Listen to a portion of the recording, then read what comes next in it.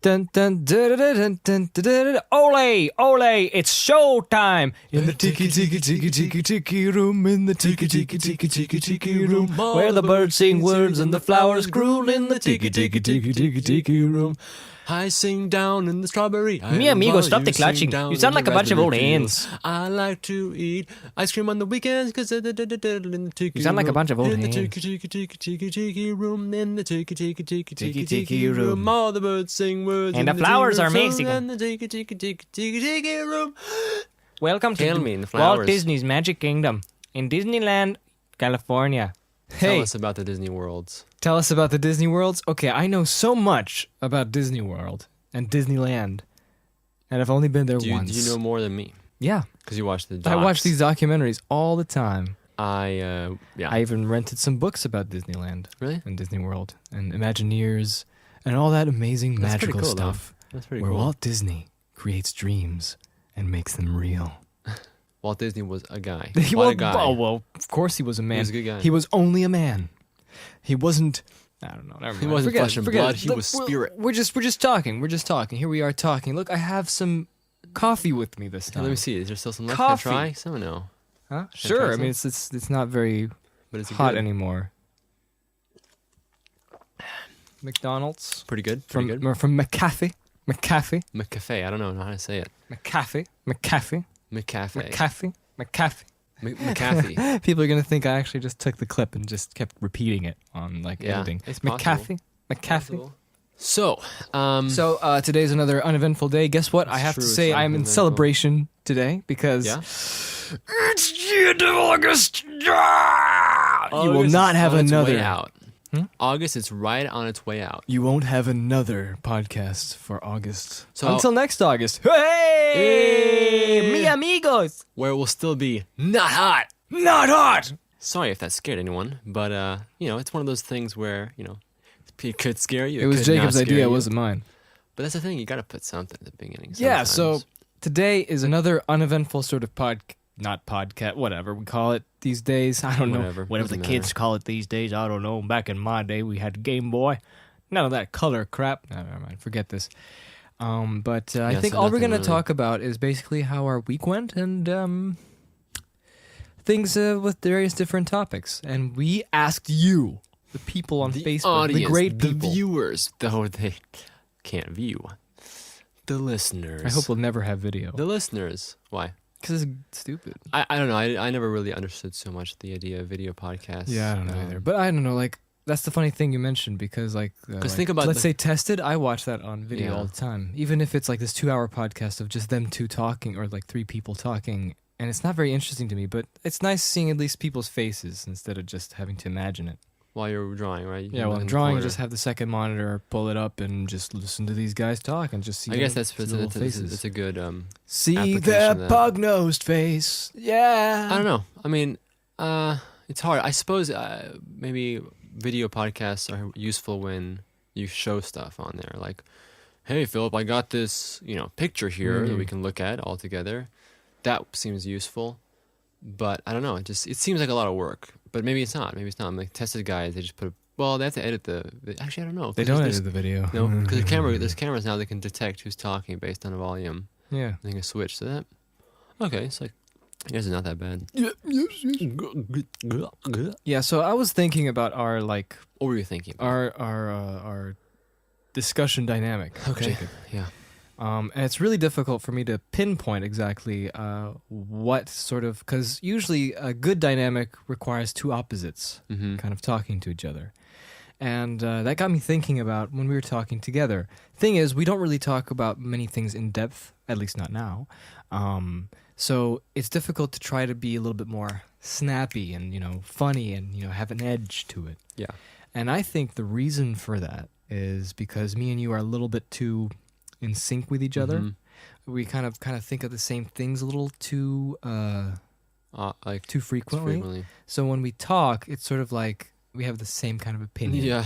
And it's hard to sort of relay information to each other because we sort of Know all the information already? because we still sort of live together. So we always know what the other person is doing, and so it's not as exciting for other people to listen Yeah. to when they just hear us going, Did you do that? Yeah, I know you did that. I did this, and yeah, It's like, because and no we sort of way. like do things similar as well, but not too similar. But like Yeah, stuff I like know. that. That's the So thing. I apologize if that sort of happens. I hope we can get some new guests, and I hope someday we're going to be able to have another person to sit next to us in our high-tech studio, so we can talk and we can riff off of each other and say stuff without having to use Skype where we don't see the other person's face. Yeah. Because that actually it does actually have a pretty good. That's a seal.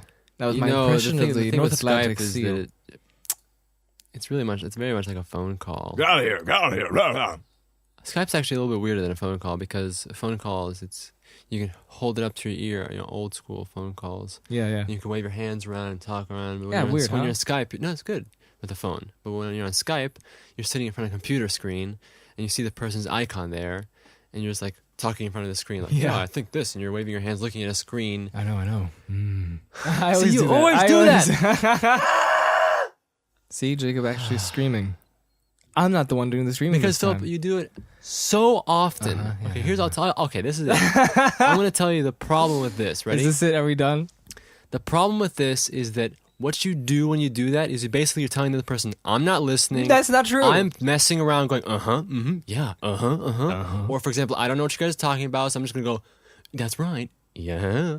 And so I don't know what to think. yeah. To me, you're basically just going, you're basically saying, and then you go in the computer, going to look stuff up while you're talking. Keep Never talking, did keep that. talking. Never do that. I I don't- just sound like I do that. You but do I don't. that, Philip. I sound like, when you go like and you Peter look up Weller stuff right on the computer now. and you're like, Hello, and it's just I'm keep Peter talking, keep Weller. talking. Who am I supposed to talk to? Just this I'm Peter space? Weller, and I like history. I also was RoboCop. See? See, I totally listened. Okay, you talk, I'll do it to you. So I went to the store the other day. You don't say. The store, huh? And then I drank some Dr. Pepper, Ooh, I like me which some came Dr. from Pepper. the Ooh, United so States good. military base from Germany. America, yeah. Keep talking. Keep talking. Keep talking. And then I Sorry, let me just look something up on my phone really quick. Just keep talking. Keep talking. So the next topic is we're going to talk about someone's something that's really pregnant good. with my So today child. we're going to talk about. We have some questions. All right. I'm so, being hunted by the Libyans. so there you go, Philip. I don't know how, but that's they how it found me. goes. See, that's how it goes. Now you know. Okay. Okay. I promise It's this okay, is but we that- have it on record. I don't want to. We have it on at the record. same I'll time- promise not. I'll try not to do that. I'll try to let the person okay, talk it's without me fine. having to go. That's fine if you want to do that. my. I'm just saying, like, it seems like you do it, like you've done it so many times. I know because I Why? feel like here's my biggest reason why I Why do you that. do that? Because I sound so wimpy when I don't go See, listen how cool I sound like when I say Yes. You see how it sounds so But good. it sounds like you're acting. It does? Yeah. Oh, because otherwise I sound like a nasally guy. Hey guys, it's Nasally Man. How's it going? I think no, not true. Okay, I'll try it. Okay, I promise. This time when we're talking, I will let you talk and I will just nod, and instead of having audible presence, we'll have No, I'm saying that's okay. You can do that stuff. Like you can go, yeah, oh yeah. But I'm saying, like, but you so many times there've been where you're just going, yeah, you don't say right, yeah. Okay. uh-huh. I'm sorry. Guys, listen. Yeah. Okay. It's fine. Okay. It's fine. But whatever. Well, I'll try today. We'll try. I just have I'll to try. let out the emotions now. Let out some steam, Bennett. It's gone now. I'm fine. I don't I'm need the fine. girl. I don't need the gun, John. Am I not listening again? No, it's fine. Okay. I don't care. It's fine. Okay, so we got some questions. I think we could use these topics to sort of Let's do it. go into that. But first, let's just talk about the week. What do you think about the week? Wasn't it nice that it wasn't so hot today? Yes, I think beautiful it was weather. a very It's good example. Early fall weather. I love that we're talking about weather because this is so The interesting old for man everybody. podcast. Yeah. The old man podcast. Let's talk like old men. Let's see. Yeah, I what was the like old the man weather. Jake thing? Because Frank Allen was like old man Yeah, Jake. And I don't know what that is, but I'm guessing maybe. Yeah, on Facebook I commented and I said we need more old man Jake, but yeah. in honesty, I don't know what he's talking about. My- I just wanted to be, with the cool kids. Yeah, like the cool guy. I wanted to be down with the cool kids, so that's why I just said My only guess could be. yeah. My only guess could be maybe my retrospective voice is I don't have any retrospective voices, so I just go, I'm gonna go and do this. Oh, that So one. that's probably the old man Jake. Yeah, probably. Tacos. Okay, well we can do old man. Okay, so, my- the weather. Oh no, see, it's not good. Not good. We'll forget it. Yes. Harry Potter. Yeah, Dumbledore. Richard Harris played the first Dumbledore in Harry Potter and the Philosopher's Stone, also called the Sorcerer's Stone in America, because they didn't want to be associated with any real-life alchemy, which is ridiculous. But or to upset the alchemist community. I don't know. yeah, or that. I don't know. But in what? In the second movie, it was replaced. In the third movie, he was replaced because, unfortunately, I'm Richard afraid Harris you're had in to danger die. again. But it was quite a strange casting decision from the get-go because, I mean, Richard Harris was an old, frail man. How would he possibly do the crazy things he did in, like, Goblet of Fire or the third movie? Did you put Like your run name around in the stuff? goblet of fire, Harry? Because the books were published since then, and Odor of the Phoenix was almost out, and he was going to do a lot of other stuff in there too. So, don't know what that casting decision was. But that aside, Richard Harris is an excellent actor and is unfortunately dead. Yeah, I know. It's true. Here's a hobgoblin. Oh, I always had peppermint. There you go. That's it. That's exactly it. Or, this one is earwax. It's always the earwax. So, could someone please tell me why in the Harry Potter It's kidney universe? stone. Why in the Harry Potter universe would some company decide to make Blood. vomit jelly beans? Because it's hilarious. It's because not. because the gobbledygooks and the polyquabbles would like to feel Horton Heights. in the Horton Heights and then you have to say abrasio. I don't even know if that's a real. Abrasio. Yeah, see, there we go. Kamotoco. Abrasio. Come on. Okay. Anyway, sorry. I actually watched a bunch of documentaries this week. There's a bunch of historical documentaries. You know, YouTube. It's so funny. We constantly, and I'm sure everybody else has this problem, you have a lot of free time, you go on YouTube, like, this is like the #1 video archive in the world. Like, this is the most comprehensive, like, sort of... User uploading oriented website. I'm sure most videos... Wait. Most comprehensive upload graveyard and field... Endless fields of so much entertainment and information and videos, everything, right on your fingertips. Yes. And you're just going on board. I don't know what to do. And you click in that search bar and you go... Yeah, and then you write, and I write history documentary, right? And I look down. Looks boring. Aliens, but once you... aliens. Yeah, see, that's stupid ancient aliens. No. Old joke But now. once you press the button, you start watching, and then... the magic happens and you get hooked onto it and you just go through the entire ride. You're right, actually. And that's That what does happened happen. to me this week, and I watched a bunch of nice historical documentaries. It's very good. I'm going to watch more. Let's go through some of them. We don't have to talk about like all the details and stuff, but you told me you Okay, watched. well, last year I watched History an of ancient Scotland. history. No, last year, Okay. to 2013, I did the same thing. I watched a series on the history of Ireland. Right. Unfortunately, I don't remember. I don't remember anything from the history of Ireland. I guess I was half asleep when I did this. Surely you remember St. Patrick. But it was pretty interesting nonetheless. I can't do it today. Nonetheless. How come every terrible. time we start these things, I'm What things? always not good at doing the accent? Because Why? then, It's fine. Just try it. because then this year, I decided to watch a history of Scotland. I'm not very far, but I did listen to. It's a BBC documentary. It was quite in depth. In depth. It was in And- debt to my gratitude. Yep. Wow. In debt to my gratitude. Wow. Gratitude. And I thought it was very interesting so far. It was So tell me about very good. Was this in the style of the documentary? It was this, very modern and very very concise. Was it narration or It had a host who was Scottish, so every time I listened to him, it was very nice to pick up the accent that he was using, That's cool. which helps you improve to be more Scottish, and that's the big deal. Mm-hmm. I don't know from where this accent comes from. You have to go M, like Yeah. instead of But But it's good to sort of get a better feeling for it, because I think because when you go see your doctor, when you see you your could doctor, tell him see, but that's something's different. wrong That's a with my different knee. accent. I know, it's a different region. That's a different region, so they sort of have their R's a little more like this, but then that sounds Irish again. Yeah. But it was very concise, and we went through many of the histories and the stories that happened, and it's just quite weird that Scotland had this sort of Like King Donald, was it not? King Donald, yeah, I remember King Donald. He was quite different. He ate But lots people, of donuts. King Donald ate donuts. Evil. There's evil. there's the evil Donald. I can't do the Donald Duck voice. Come on, you gotta do the evil Donald now. Okay, so every time I try to do Donald Duck, I can't do it. There's a way you do that. You know, you have to puff up your cheeks or something like that. Then you have to sort of move move Don't your. you create an air pocket? Yes, you create an air pocket, right? You create an air pocket on the sides of your cheek, and then you have to move all the air, Same thing right now. all the air through, and then you get that sort of Donald Duck voice, and then you have to try to. I don't even know how.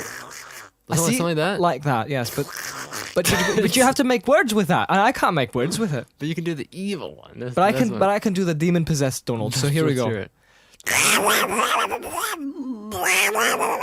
Say something. Say, my name's Donald. My name is David. It's really. Did you hear what I said? Did you hear what I said? Yeah, I'll swallow yourself. It's so hard. It's difficult. I don't know how people can do that. Like, Here's Donald Duck. see, I can do that. Obviously, this is easy. Yes, exactly. But I can't. I just can't. How do you enunciate with your words? How do you even create forms with your words? I don't shift even or arriving.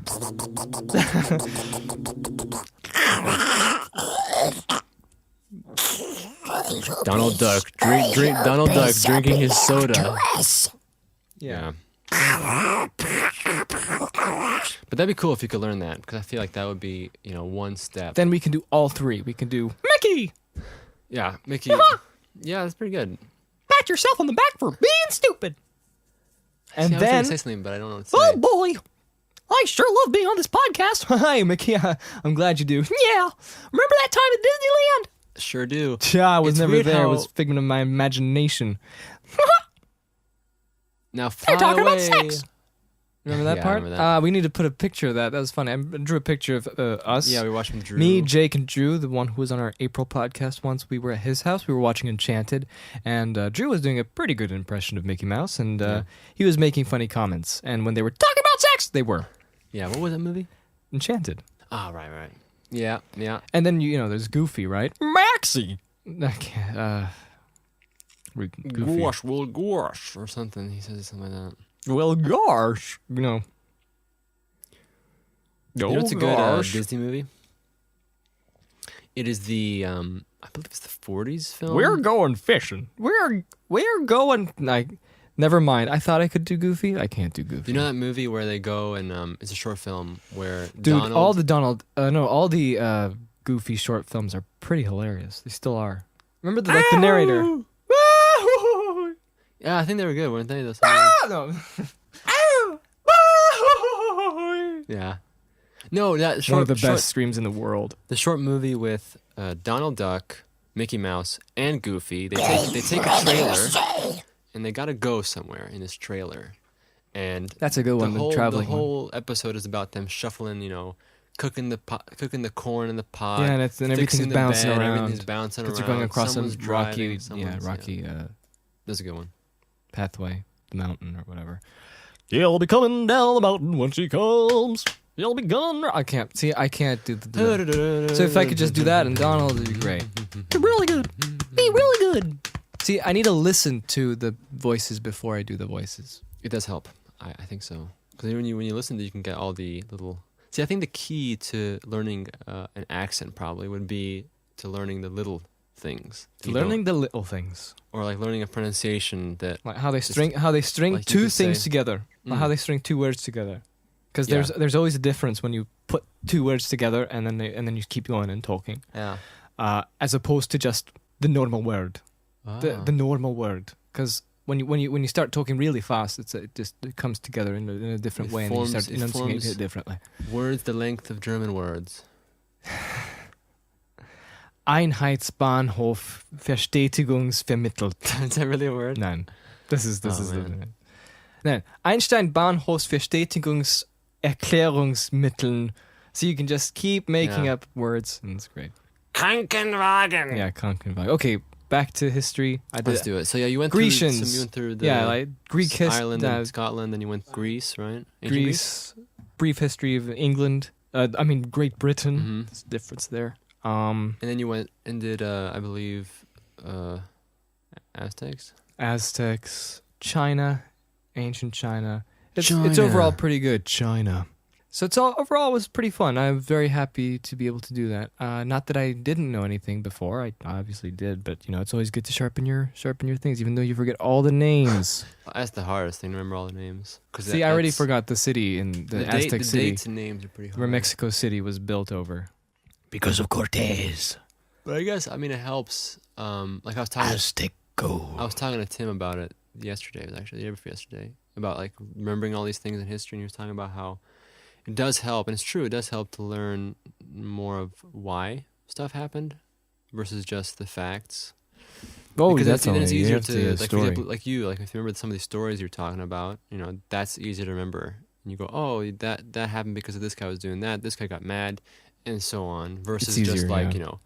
this king had a son who died shortly. Yeah, that's what I And never then- liked either. I just like, okay, then there was this guy, and then this guy died, He rose and to this guy, power, yeah. and he started Senate, and the Senate was a failure. And it's like It's not even that. I mean, that's very that at least fact-oriented, has though. something you can remember it by. That was a failure. Oh, I know, but there's 50 million failures. So that's the problem. Like remembering it distinctly is Pat you have to yourself on the back for being stupid. cool. So Pat yourself on the back you did for, some of that. for being stupid. I'm trying to do Goofy still. I think I'll do this the whole time. Go If you on, just Jacob. if you just watch a clip, If I just watch too it. much work. Maxie. That's all I know how to say. Is that his son or something? Yeah, I'm not a kid anymore, Dad. So But you're my this kid. week we watched the finale of Legend of Korra. We're going now like this. Okay, fine. Let's do this. Korra, Legend of When did you want to talk Korra. about it? She's so cool. She's got lots of When powers. did you want to talk about it? Later? She's headstrong and really impatient, but she's learning the ropes and growing as a character. There you go. I totally told you everything that was going on. Okay, so season 3 came out. We'll just briefly touch on this because we had a whole podcast of Avatar stuff. That was like our second one. Actually, Well, in fact, it was the first one we ever recorded. Oh yeah, that's true actually. Avatar. So let's just go into this. Okay, let's do this. Why not? Season 3. So season 3, Legend of Korra. If in case anybody watched this, Right, before we begin, this is what I want to say. Spoiler zone, definitely will be spoilers. yes, we're gonna put it on the iTunes, on the descriptions, and I'm gonna write down when it starts and when it ends. So this is kind of like a spoiler zone in case you haven't seen season 3 of Legend of Korra. If you don't care, fine by me. Go right ahead, here we are. No to talk about reason. spoiler zones. So, let's recap a bit and let's think about what did you think about season 2 in general? We talked about that. Yeah, but season just 2 like had a kind of different overall. animation style because it was done by Studio Pierrot, Right, which is that a was one of those Japanese things. animation studio that is very experienced with their own Japanese animation. And for what they do a very good job. They do a very economical job. But they had to take on some episodes of Legend of Korra season 2 for October 2013, which was the air date. But when they were making it was earlier 2013 and later 2012. They did a good job for what it's worth. I mean, it's very difficult to spot the differences, but when you know and are familiar with the animation style of Studio Mir, which is the company from South Korea, which did all the animation for most of Legend of Korra, 1. which gave it that sort of distinct kind of style. And of course, indeed, this is like a Korean animation style. It's very interesting seeing the different just visual styles that each sort of country has, even though they're all animation. It's just very, very interesting. So when we watched that, we were jarred a little bit by the difference in the models. The faces, especially Korra's face, looked different. Some characters' faces also looked different. They looked a little bit muted. They looked a little bit less expressive than we're used to with the Korean animation studio, which always took us out of the story. So it was hard for us to focus on it when we saw how the animation wasn't up to par, like on the But then level. again, in addition And I'm to not that, saying that it was the level that I mean, like quality-wise in terms of animation. It was just that their style was different, and it wasn't working as well for the voice acting or the style that we were going for with Legend of Korra. Like the Studio the Mirror version. approach of the storytelling. Yeah. And so I think as well, in addition to that, it didn't help so much in the story progression of the second season. And I think the second season did have problems in ways that Yeah, it had wasn't, problems with the story going because I think all over the place and if I being remember very the static. Yeah, because the beginning they molasses. in the beginning they kind of introduced a lot of characters. Right, they wanted to huge do a lot of information stuff done in the dump. first episode, right? Mm-hmm. And then after you got done with the first episode, which kind of like it was almost like too much, where you just got launched into this stuff. Yeah, this is just like Pirates of the Caribbean 2, Dead Man's Chest. Ooh, Same yeah, exact didn't they do that? thing. They just plot lines, just It going was everywhere. just what's happening 3 years after Pirates 1, right? You want to see Jack Sparrow again. You want to see the pirate. I want to have a whole podcast about this because I think Pirates of the Caribbean is a very interesting subject. Yeah, we should talk about that because it's weird how But it's we want to talk placed. about with Luke Coons. 'Cause Yeah, we we got should. something special planned. But for that. I think all in all, it's weird how Pirates of the Caribbean has gotten this place in Pop culture. and kind of movie history where it's very much. And its only trick is one trick. One. That's Jack Sparrow. It seems like it's That's gotten it. like a free, ticket. Yeah, to free just, ticket like, to be a be good memorable movie. for some reason. Memorable, Yeah. exactly. But no, let's Yeah. digress from this. I just wanted to say that. I just wanted to Yeah. say it's a strange Just like- concept, so that's why for us it would be cool to talk about that. Yeah, so just like Pirates 2, Legend of Korra 2 starts with just information dump without having any kind of breathing space for you to get reintroduced to the characters, I remember feeling that way when I was watching Pirates 2 back in 2006 when it came out. I remember feeling, what? Am I supposed to understand this? Because all I'm looking at are the characters because I want to refamiliarize myself with them. And so, I'm just refamiliarizing myself with the world and everything. So it's better to just start a movie or a story like this where you just want to get people back into the zone. Exactly. And, sort of satisfy their And anticipation. then what happened after that was then the season's pace completely slowed down. And what we ended up having was a lot of episodes. If I remember, I can't remember a lot of the season. In the second season, In right? the second season, yeah. Just slowed down. Spiritos. And we were having verbal disagreements and things with the characters in the yes. show. And you're getting a lot of dialogue. And the dialogue isn't necessarily so interesting. And it felt like they were just kind of like chugging along, trying to get through the season. And then you had the elements of the spirits coming in, which was, it was interesting. But I don't know, it didn't feel like there was a lot of tension in the second season. That's true. Or maybe they're trying to do tension, but it wasn't really playing out, I think, how No, it's probably because intended. things kept going on and then they were going off. Yeah, but the nice thing was there It was was that wishing episode, and washing. the episode with the first Avatar. That Oh, was you kind like of a that one? nice.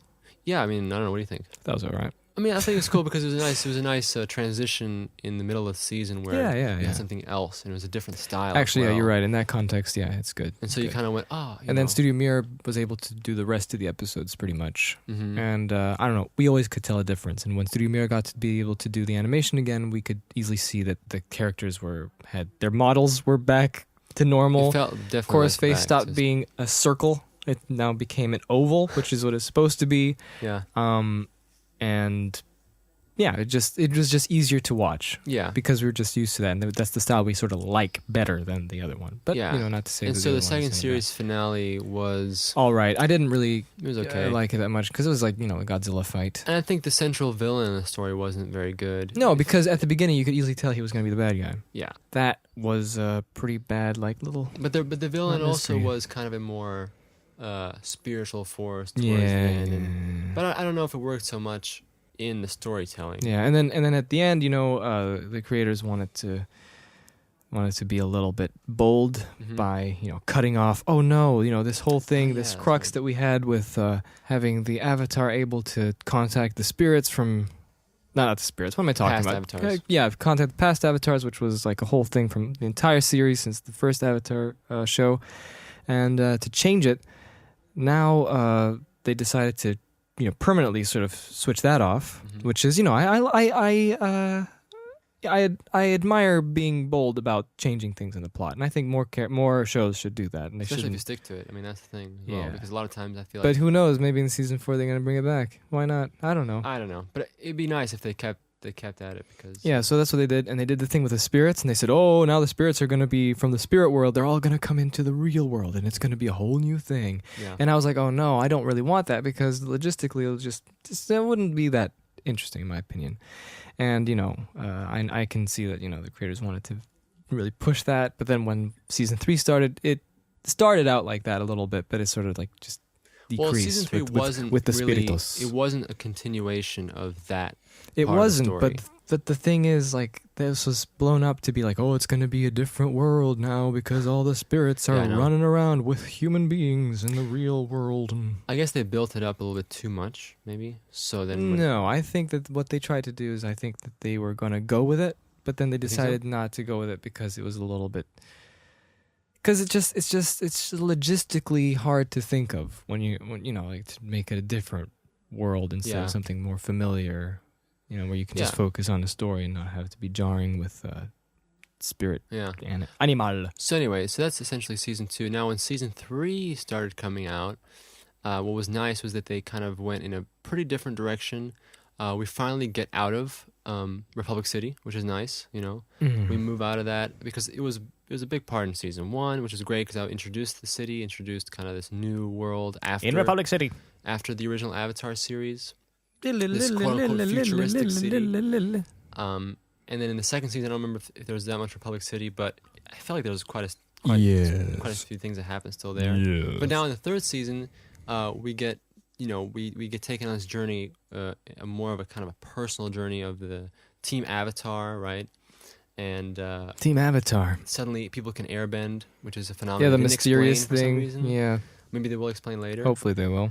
I'll be And, upset if they don't. Yeah, it was cool that this team has to go out and first try to rebuild the temple, the air temple. Oh yeah, right? that's right. And then we have a new villain kind of on the rise who turns out to be, Who had my Pretty hair at the interesting. beginning, but then he sort of shaved it off. yeah, I don't know, because I guess he was going for that whole monk approach. But he was pretty interesting. I mean, at least they kept him not necessarily mysterious. At the beginning they did, but then later I felt like he didn't seem so cliche. He seemed like, he was going for something, and it wasn't necessarily... Yes. It was kind of like destroying the world again, but at a different twist. He was kind of... It was what was it? League of Shadows style, right? It was very much Batman and League of Shadows, right? Destroy to rebuild anew. Let's not stand and care to see So that was cool. It's weird that I kind of forgot a lot of the episodes since we're talking about Look, it now. here's the funny thing. I But don't know I how liked it people. I because- don't know how people memorize all the names. I don't know and- either. But I felt like overall, it's... Or like, how can they even like recall the plot as well? Like at the beginning, Korra's like doing this, and then this happens, and then that happens. It's hard for me to do that. I can just talk in basic sort of bad things happen here, Yeah. and they have to figure stuff Yeah, out. I mean, I remember it more in moments versus necessarily, kind of linear story. Yeah, but okay, let's just say overall. But what I liked was that it felt a little bit more internal. It felt like people were kind of going through some struggles. Yeah, it wasn't very big. But I like that. I think it worked Yeah, for this it's season, fine. and it was It's nice good. to have. You had dialogue. It was engaging. You're listening. Oh, what's going on here? What is Yeah, this? and it kept going. It kept going. It Kept didn't going. stop. It didn't slow down very much. like I And when said- I mean not slowing down, I mean not in terms of action that's happening. Like, it doesn't slow down. It's just that the rhythm of the talking and the mixture of it cutting away to another scene Yeah. without it having to sort of lag with. Right, and it's a good balance. You have these conversations that might be heated or something, and then you also at the same time have some kind of tension rising in the background of these villains. Yes. But it's well balanced, where it's not just building up just to a giant battle, which there was a giant battle at the end. But it was a very good but battle, it I was, have to yes, a say. good battle, If I you agree. watch the finale, it's very nice, very well staged, very well choreographed, and very well boarded. Like, I mean, you know what I mean? Mhm. Like choosing the angles and getting that It that was original weightiness, in that the way they- meatiness of like the action scenes without being. Exactly. And I'm just watching this action scene, which I think was really good and very nicely shot, and and like I said, choreographed, and it's really giving Dragon Ball Z a run for its money there. And Yeah. I really would like mean, to see Dragon Ball Z like this now. I'd like to see at least one scene. Let's have like one of the Dragon Ball Z characters fighting another one, and I just want to see something that's this well choreographed instead of Yeah. them just going, "Ah!" Yeah. Just something, because this one was really nice. And when I think about 2D animation, because I remember one of the artists who was definitely involved in the ending flying scene with in Legend of Korra. I watched some of his rough animation, key animation sequences for other things. I think he did one for DC Comics, Superman versus... See, when I'm on a microphone, I forget names. Superman okay. versus Shazam, who used to be Captain Marvel, but they changed that because Marvel. I was thinking of actual, like, wasn't Shazam a movie? I think that's where he came from because he always said Shazam. Bloop.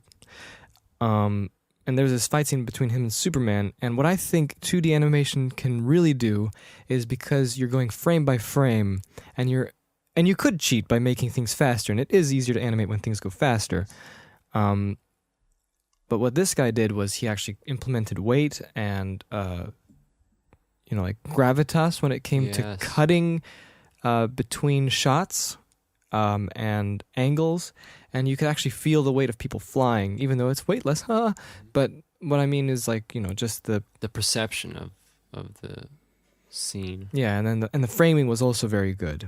And when you saw these two different, and then when they hit, you really felt like you could feel the weight of it, and you could feel the, what do you call it? The mobility, not the mobility, the inertia of inertia. Yeah. Yeah, and some of the camera angles were nice, and because you could see stuff, and then like you compare that to Man of Steel. Yeah, totally different story. I mean, that's computers gone nuts. You know what I mean? Like this is and a shaky cam for the shaky cam. That's I think that's what kills it pretty much. Like in Superman. And so I think live action, storyboarding could learn a lot from these kinds of shows because they actually do a better job at keeping things a little calmer. Mm-hmm. Yeah. So it was very, very, very good. I thought it was really nice. Yeah, and I like we said before, it wasn't so huge scale. Yeah. The entire story, but it didn't have to be, and it seems like they hit the right points. Yeah, but it still feels like it could have had more edge with secondary characters because they had so many now. Like they were juggling a little bit too many. she could be in there a little more. But I know they could have there's some new characters that were introduced and they were barely like in the things a little bit, and it felt like they were just, you could tell what their function was in each episode and stuff like that. But it's irrelevant. It was very good. I think it's a huge improvement from the second one, which was kind of like I still want what? What's his name? Amon. He needs to come back. He made a little cameo appearance here. Well, he made a cameo appearance as a figment of your imagination. I thought for a second he was actually going to be back. It would have been so good because I think he could be like a good guy now. He could help them. Huh. Well, he does turn. That's why he shouldn't have died. You could have had another character instead of killed him, and then you just. I taled about this. We did. They could have used him. And so the ending had a very Godfather 2, Spider-Man 2 ending. It was a melancholy ending. And I have to say, it was kind of a sad note. yeah, it was Empire Strikes Back. No, it wasn't Empire Strikes Back. Empire Strikes Back was Avatar 2. No, it wasn't. No, this was Godfather 2. This was a Godfather 2. The difference between Godfather 2 but for me, Godfather 2 ending is like one of the best endings. So great. But the difference in Godfather 2 ending is that Michael Corleone's a bad man, and you go, I don't care about this guy. And then, when you look at that, when you see that ending shot of Michael Corleone sitting there. It's just you start thinking about, and I love those kinds of things. That's true, definitely. You mean like thinking what's going through his head, what's and he you're doing, why is he doing this? Definitely, but I think it's a different reaction than this ending, because here it's more like, why is Korra going through this? What happened for her to happen? No, guess what? I was frightened and alone. Yes, inside. And with that, we end on a bittersweet / sad note where she becomes the last chairbender. Too soon. It's okay, 'cause she didn't die. Yes. And for season 4, hopefully they go and do a pretty good job. I'm hoping they do, which is, Well, one thing we have to clear up before we finish. And it better have a good conclusion and not stop like Avatar 1 did. It was just... What do you mean? Avatar... Oh, yes. They should have had 2 or 3 denouement scenes. Yes. Episodes. Because... I always say, if something like this, you are so attached to characters because they're so likable and everything, and the animation style helps with that, and it's very appealing. And especially with this was 4 seasons, right? Mm-hmm. Even though the episodes were a little bit less, so it kind of is the same. It was the same length. But you gotta have an epilogue that's satisfactory to a degree. Yeah, and this is the biggest thing, right? Yeah. Because something like this, it's better to start getting sick of watching people doing nothing, at least just one episode or half of an episode, because then you're ready to let go of it. Yes, that's exactly it. I think people should really think of this when they're making big, long shows, and they know that their appeal is very wide and, very sort of very melancholy at the end. Mm-hmm. And I think that you guys got to listen to this. There's You have some to- movies that do this too. Yeah, you have to you have to have a wind down. It's like when you're working out and it's like, yeah, cool. But then when you're done, you can't just stop. You have to slow down. You have to. Yeah, you can't just go directly to sleep. Yeah. Oh, covers up. That's what they did in Avatar Season 3. Yes. Not good. You just have to slow it down. And so, Just a chipmunks 'cause- eating nuts. I think Yes. that, yeah. So that would be good. But overall, Overall, it's Pretty very good, good. very fun, very recommended, and I think you like it. Recommended, yes. It's got action, it's got adventure, it's got great characters. What more would you it's want? got heart. It's got heart. Yes. Believe in yourself. Oh yeah, last thing to clear up is that hopefully they don't add more materials to be bendable, like we were talking about. Oh, Remember yeah, how that's lava right. bending. Lava This is a bending. detail. Yeah, but, that's the detail. But it's one of those things where sometimes it seems that shows or movies or whatever can introduce things, and suddenly the world starts expanding, too The rapidly, world and starts suddenly expanding you very see fast. lava benders, grass benders, anything like Because anything it's you like think of. becoming like sort of an offshoot of something that you can do Yeah. already. Like blood bending. Oh, But blood bending, the whole point I thought. But was that one letting works. It's because it's water. Yeah, see that would make more sense. But yeah, but lava whatever. bending, I was hoping when we saw that at the beginning, there was one episode where it sort of demonstrated one of the bad guys had that, and this Mhm. was something that never happened before in the show because you can only do earth, wind, fire. and water. Yeah. So lava bending is sort of like a derivative, sort of like an offshoot of, I say earth Rock? or fire bending? I don't know, something like that. Earth bending. And I was water hoping this would be something that would be a complex maneuver that 3 people have to do together. bending. Yeah. And I think that would have been a little bit more clever because, I like seeing people using their intelligence to sort of do something new with this sort of obviously fictional power, which is, bending different elements. And I think that makes it a little bit more realistic and a little bit more clever and fun. So, Don't say. okay, so that's it. That's it. Great show. It's a good show. That was a bad voice. Great show. Great show. It is a good show. Let's play some pie show, huh? Well, yes, Iro. Let's go. You know, I don't remember how he sounds. Yeah. Me neither. So, man, got any other Yeah, we got plenty of topics. Let's do it. Let's do the next topic. There's people who gave us things to say. well, let's talk about the first one. All right. Well, here's a Matrix. Let's talk okay. about the Well, Matrix. let's talk about the I love Matrix. the I watched Matrix. I watched parts of from Korra to Matrix. That's a little bit of a leap, but I there's- would go ahead and say The Matrix is hands down my favorite movie of all time. Wow, that's a bold statement, bold especially statement, but- coming from people like us who are very meticulous with talking about the But faults this is and advantages of This film. is a tried and true, tested film. That's true. That has stood the test of 15 years now. It has not gotten less cool. It is still awesome. There's Hmm. still some sweet themes in that movie. Yes. Wow. So what do you think? Very Phil? nice. I totally agree. I can't say it's my all-time favorite, but it's very close because it is a very fun, engaging movie to watch. Mm-hmm. We won't talk about it much.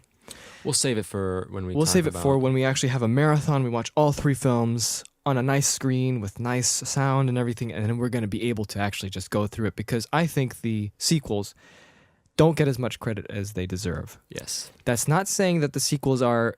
That's the thing. Like, artistically speaking, it's hard for me to say they're recommended, but there's a lot of things going on there that is below the surface. Yeah, the beneath important surface. thing I think is with the Matrix trilogy is to separate the story from the actual execution. Yeah. With the second and third films, the first film is like a masterpiece in that sense, where it's like blends the story and the visuals. They're great together, execution wise.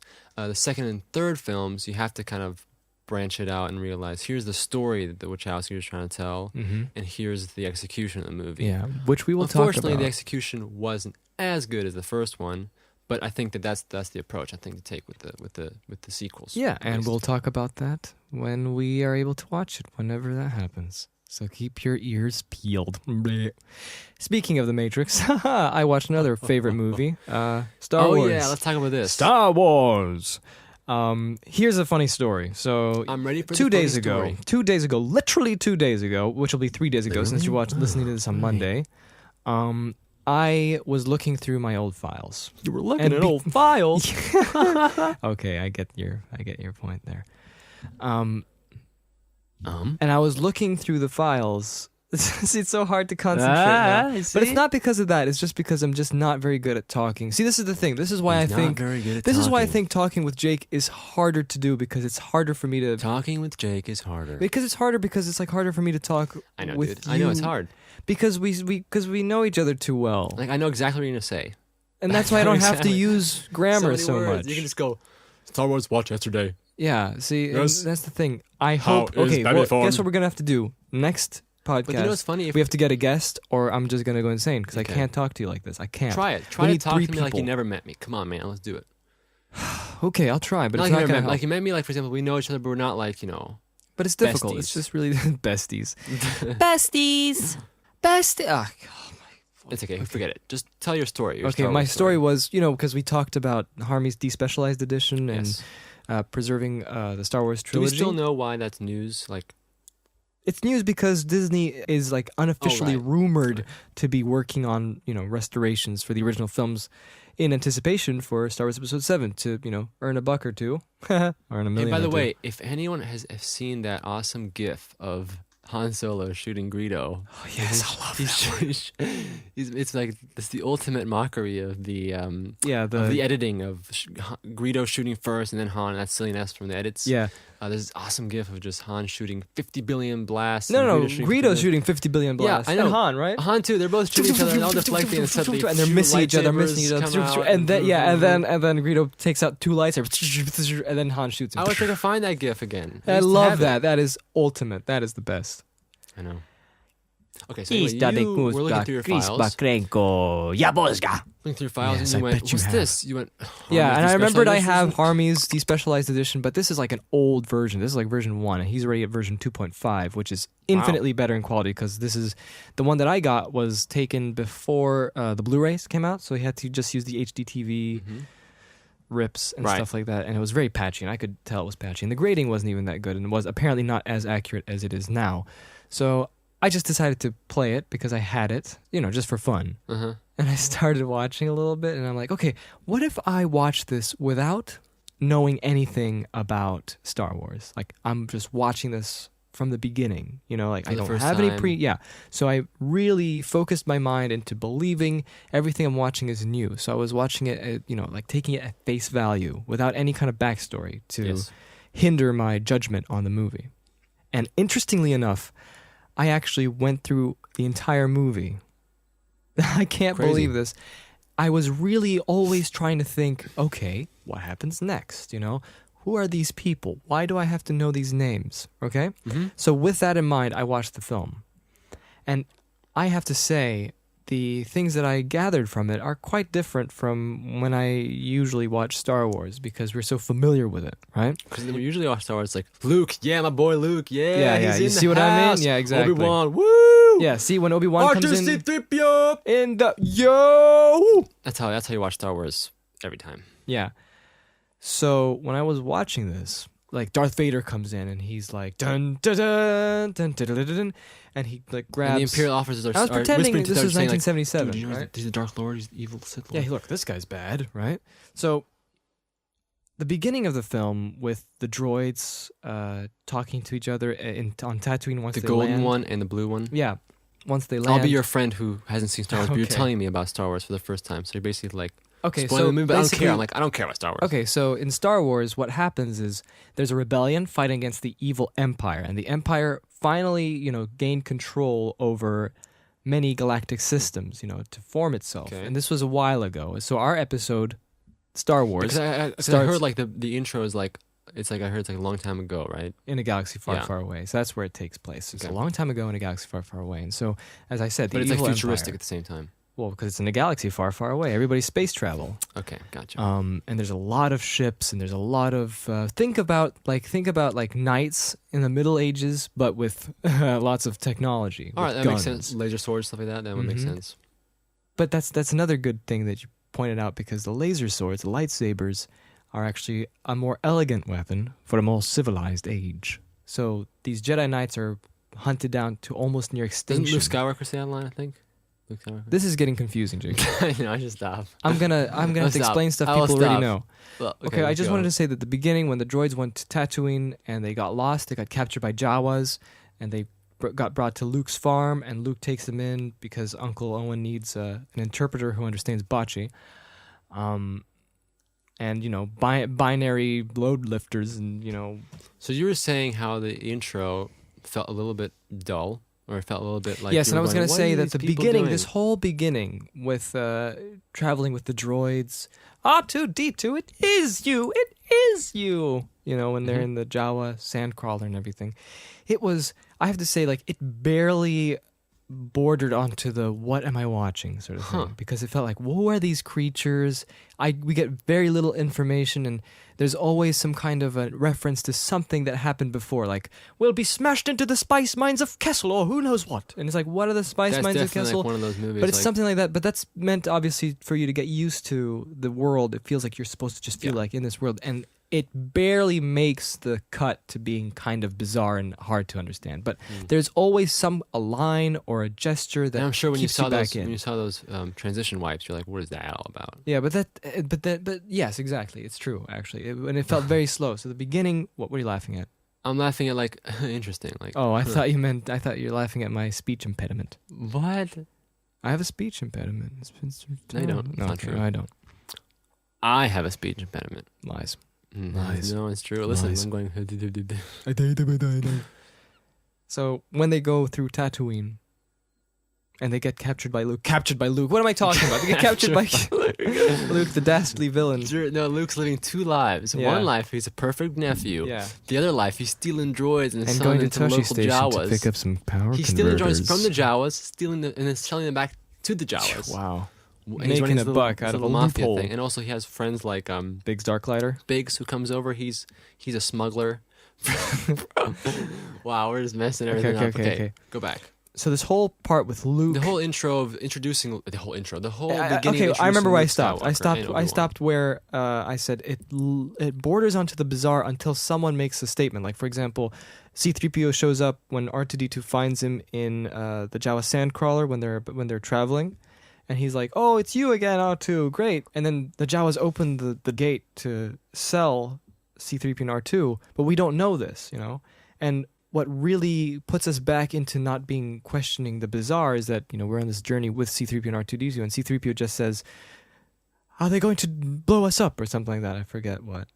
And that was like, okay, good. And it was a little bit funny because I don't know what's going on. I would be asking the same question. Okay. So it's great, and it sort of keeps you in familiar territory without being too bizarre.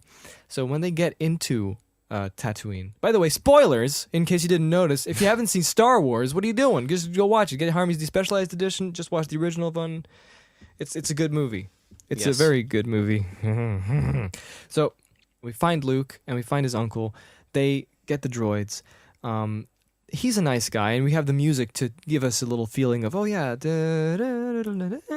So you're going like, okay, this could be the main character. But it's a nice familiar face because we see this.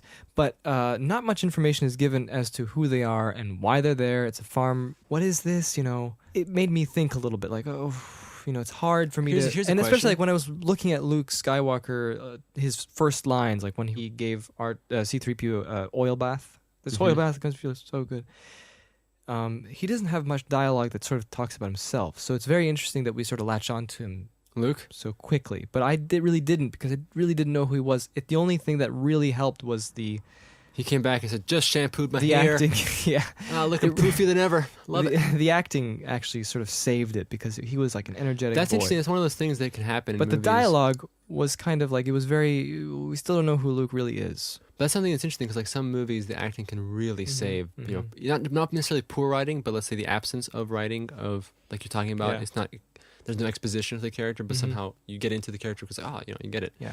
No, I was gonna say, did you ever get a vibe that it was like an older film, or did it feel normal? Did it feel modern? It felt normal because it's in a galaxy far, far away. Okay. And a long time ago. Like Luke's hair, for example. Yeah, that There's sometimes I'll hints tell you of that there's hints of that, in but it Star Wars doesn't. 1, It but let's say definitely Empire already, we don't have any of that stuff. Yeah, it doesn't permeate Okay. very, very widely to you believing that it's like a '70s movie of the Right. time. But I think they did a good job. There's very little. I think it's George Lucas because he really wanted to make this kind of movie. He wanted it to be exactly the way it feels. Well, again, he would tell you he didn't because special editions. But it But really I can't felt think of like anything really that hints at it being older, except for Luke's hair. I mean, that's the only thing. I can't think of lighting. anything. The lighting. Lighting, most of the yeah. time. I suppose, yeah. So anyway, R2D2 tricks him to take off the restraining bolt. Yeah, that was always confusing for me for some Yeah, some it was. reason. See, that's sort of another intention that it's supposed to be a little confusing because you don't know exactly what is this world. Why is this restraining bolt? But then you realize, of course, the Jawas Put a them- restraining It's like a bolt. pirated software thing, and they just steal these droids Yeah, or and they then find them and they put restraining bolts on them, so you can control them with these little remotes that So they give Luke you. took that off. Because R2. R2D2 said he'll play the whole message. And then he stopped The playing Princess the message. Leia message, because Luke was like, "Are you on a space navigator, a space freighter? What's this?" Yeah. It was just the loop, right? Because it was an accidental R2D2 Yeah. accidentally thing, and he's like, "Play the message again," right? Mm-hmm. And R2D2 says, "Because the restraining bolt." Ah, clever. Yeah, R2D2 is a feisty little droid. You're a feisty little one, but you're certain some respect. And then in the background, No, no. that's how it goes. Never mind. Yes. So then, where are we? Right. And so at this point, you're getting more into the Yeah, I'm getting. But I didn't story. understand. I still feel like it's slugging along. Like, to be honest, like it really felt like it was just slugging. Just really slowly. And it's like, Taking his why are we on time. this farm? And then Luke gets called But I imagine once because he takes the restraining bolt off. Yeah. And then Luke gets called to dinner. And there's the dinner scene, which is a little depressing to me because it felt like, like why doesn't Luke doesn't know anything about his dad and. True. And it's like, told you to forget it. And he's like, I think he means old Ben Kenobi, and Owen keeps telling him to forget it. He's like, it's just another season. I just want you to. I know, yeah. I mean, it's the struggle. Come of back. Luke, It's like when I need- because Luke wants to And- help his uncle, but at the same time Yeah. he wants to leave. But it's like, it's just. But the thing is, you don't really feel that yet. You don't feel, you feel that. later when he meets Obi-Wan. No. This is when you For feel me, it. Like don't know I about you. watched it, Jacob. I watched it. Okay, without you thinking. know. So he goes like, "Where you going?" I'm not going I guess I'm not going anywhere. Because he's has to help his Yes. uncle for the next season for Farm that moisture. Yeah, to farm that moisture. But Uncle Owen promises he'll make Only more another money, season. he'll hire some new hands, and so he'll go next season to the academy, because that's who he wants to go, to the academy, so he can The Academy is learn to be a government starfighter pilot thing, or right? something. It's a government thing. It's not an empire thing. Mm. Because everybody keeps thinking Yeah, that 'cause it's I the thought it was Imperial before. Academy, but it's an academy. I mean, it's Uh, obviously a branch of the Empire because the Empire owns everything. Yes, but I it's mean, not an Imperial Academy. It's not where you're learning to be an Imperial. Because Luke Death wouldn't do Star that. pilot. I mean, Yeah, Luke Star- wouldn't do that. No. And besides, when you go into the academy, there is a little group of people that sort of secretly like allow you to join the rebellion. Yeah. So Aunt Beru says like, Have some more Luke's blue just milk. Luke's just not a farmer, Owen. He has too much of his father in him, right? Yep. And then Owen's like, that's what I'm afraid of. And then this is where you notice it. He goes outside and looks at the twin suns, and then the music, comes in. Bum bum bum bum bum ba da dun dun dun da dun da da da da da. And then you get it. You're like, oh, Luke just wants to leave. He wants he wants greater things. Yes. And that's where you get to notice that thing. And then he goes downstairs and he uses the remote to see where the droids are, because it's been a while. And I was wondering about the planet Tatooine. Like, does it set faster? Maybe the suns maybe set faster because it was midday when he was called to lunch, and then he leaves. He Good goes point. and he goes but then upstairs. again, it sets faster, but then a new sun comes up. So No, they both kind of set in unison. Remember Oh, the yeah, twin you're suns right. kind of, the binary sunset goes down. And so he uses the remote control to signal the droids. the restraining bolt, and then there's C-3PO hiding behind this weird ship that I never understood. And I had a dream of that ship that C-3PO was hiding behind. Ah, yes. And I thought it was it was like a Disney World, and like Disney World? Yeah, then the Emperor, and it was supposed to be the Emperor's spaceship, the Emperor's starship. Let's go on a trip. And then there's like this lady from the 80s with the weird hair. And she's like a employee at Disneyland, and we both went in and we that was my dream. Anyway, and it was that ship. And so Luke's like, what's happening? And then C-3PO's like, I told him not to, but he's escaped. Oh no, Uncle Ben's gonna kill me. And he goes up and he tries to find him, like outside with his binoculars. Yes. He's looking all this flat dune.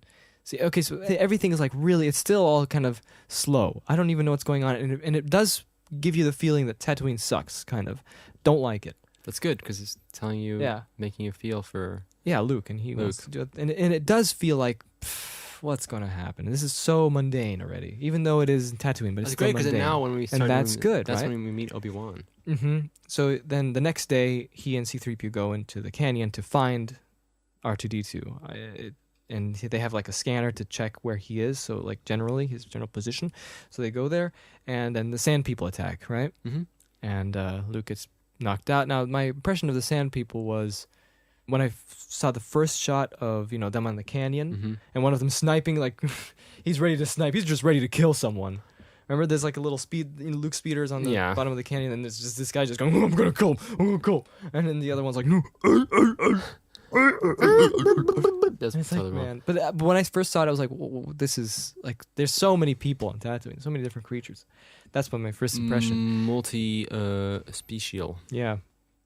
Country. And I was thinking, are there any laws for this? And I'm like, what are you talking about? It's Tatooine. There are no laws. No, Tatooine is just, no one backwater. Likes to be, yeah, it's like. That's what I was thinking. And then he gets remember he gets attacked by the Sand People. They drag him over there and they start dismantling. Okay, wait, I gotta figure They start raiding because they're Tusken Raiders. Where was Luke going? He's trying to find R2. Right. Okay. He's trying to find R2 because R2 escaped because he's trying to get to Obi-Wan because he's a dedicated droid. And then Obi-Wan scares off the Sand People and he comes in. It's I have the music in my head. It's so clear to me. Like when it's good because now you know the cues. And it's not the stupid 2011 voice. Wow! It's the good Krayt Dragon call that he can do, which he can. Which is he's a Jedi. I don't remember, but I can't do it. Good enough. And then Obi-Wan shows his face, and he's like, "Hello there." Right? He's to Obi-Wan. Come here, my little friend. Don't be afraid. Oh, he'll be all right. Luke recognizes him. That was interesting to me because, and it's like this old guy. Like we've seen these old people. We've seen like everybody restricting Luke, doing anything in Tatooine, being such a slump. And now another old guy. And that's what it felt like. Honestly, it felt like he's cool, but he's just like an old fart. What is he's an old hermit. Like, and he's looking for someone called Obi-Wan Kenobi. Obi-Wan Kenobi. That's a name I've not heard in a long time. And it's like, do you know him? Of course you know him. He's me.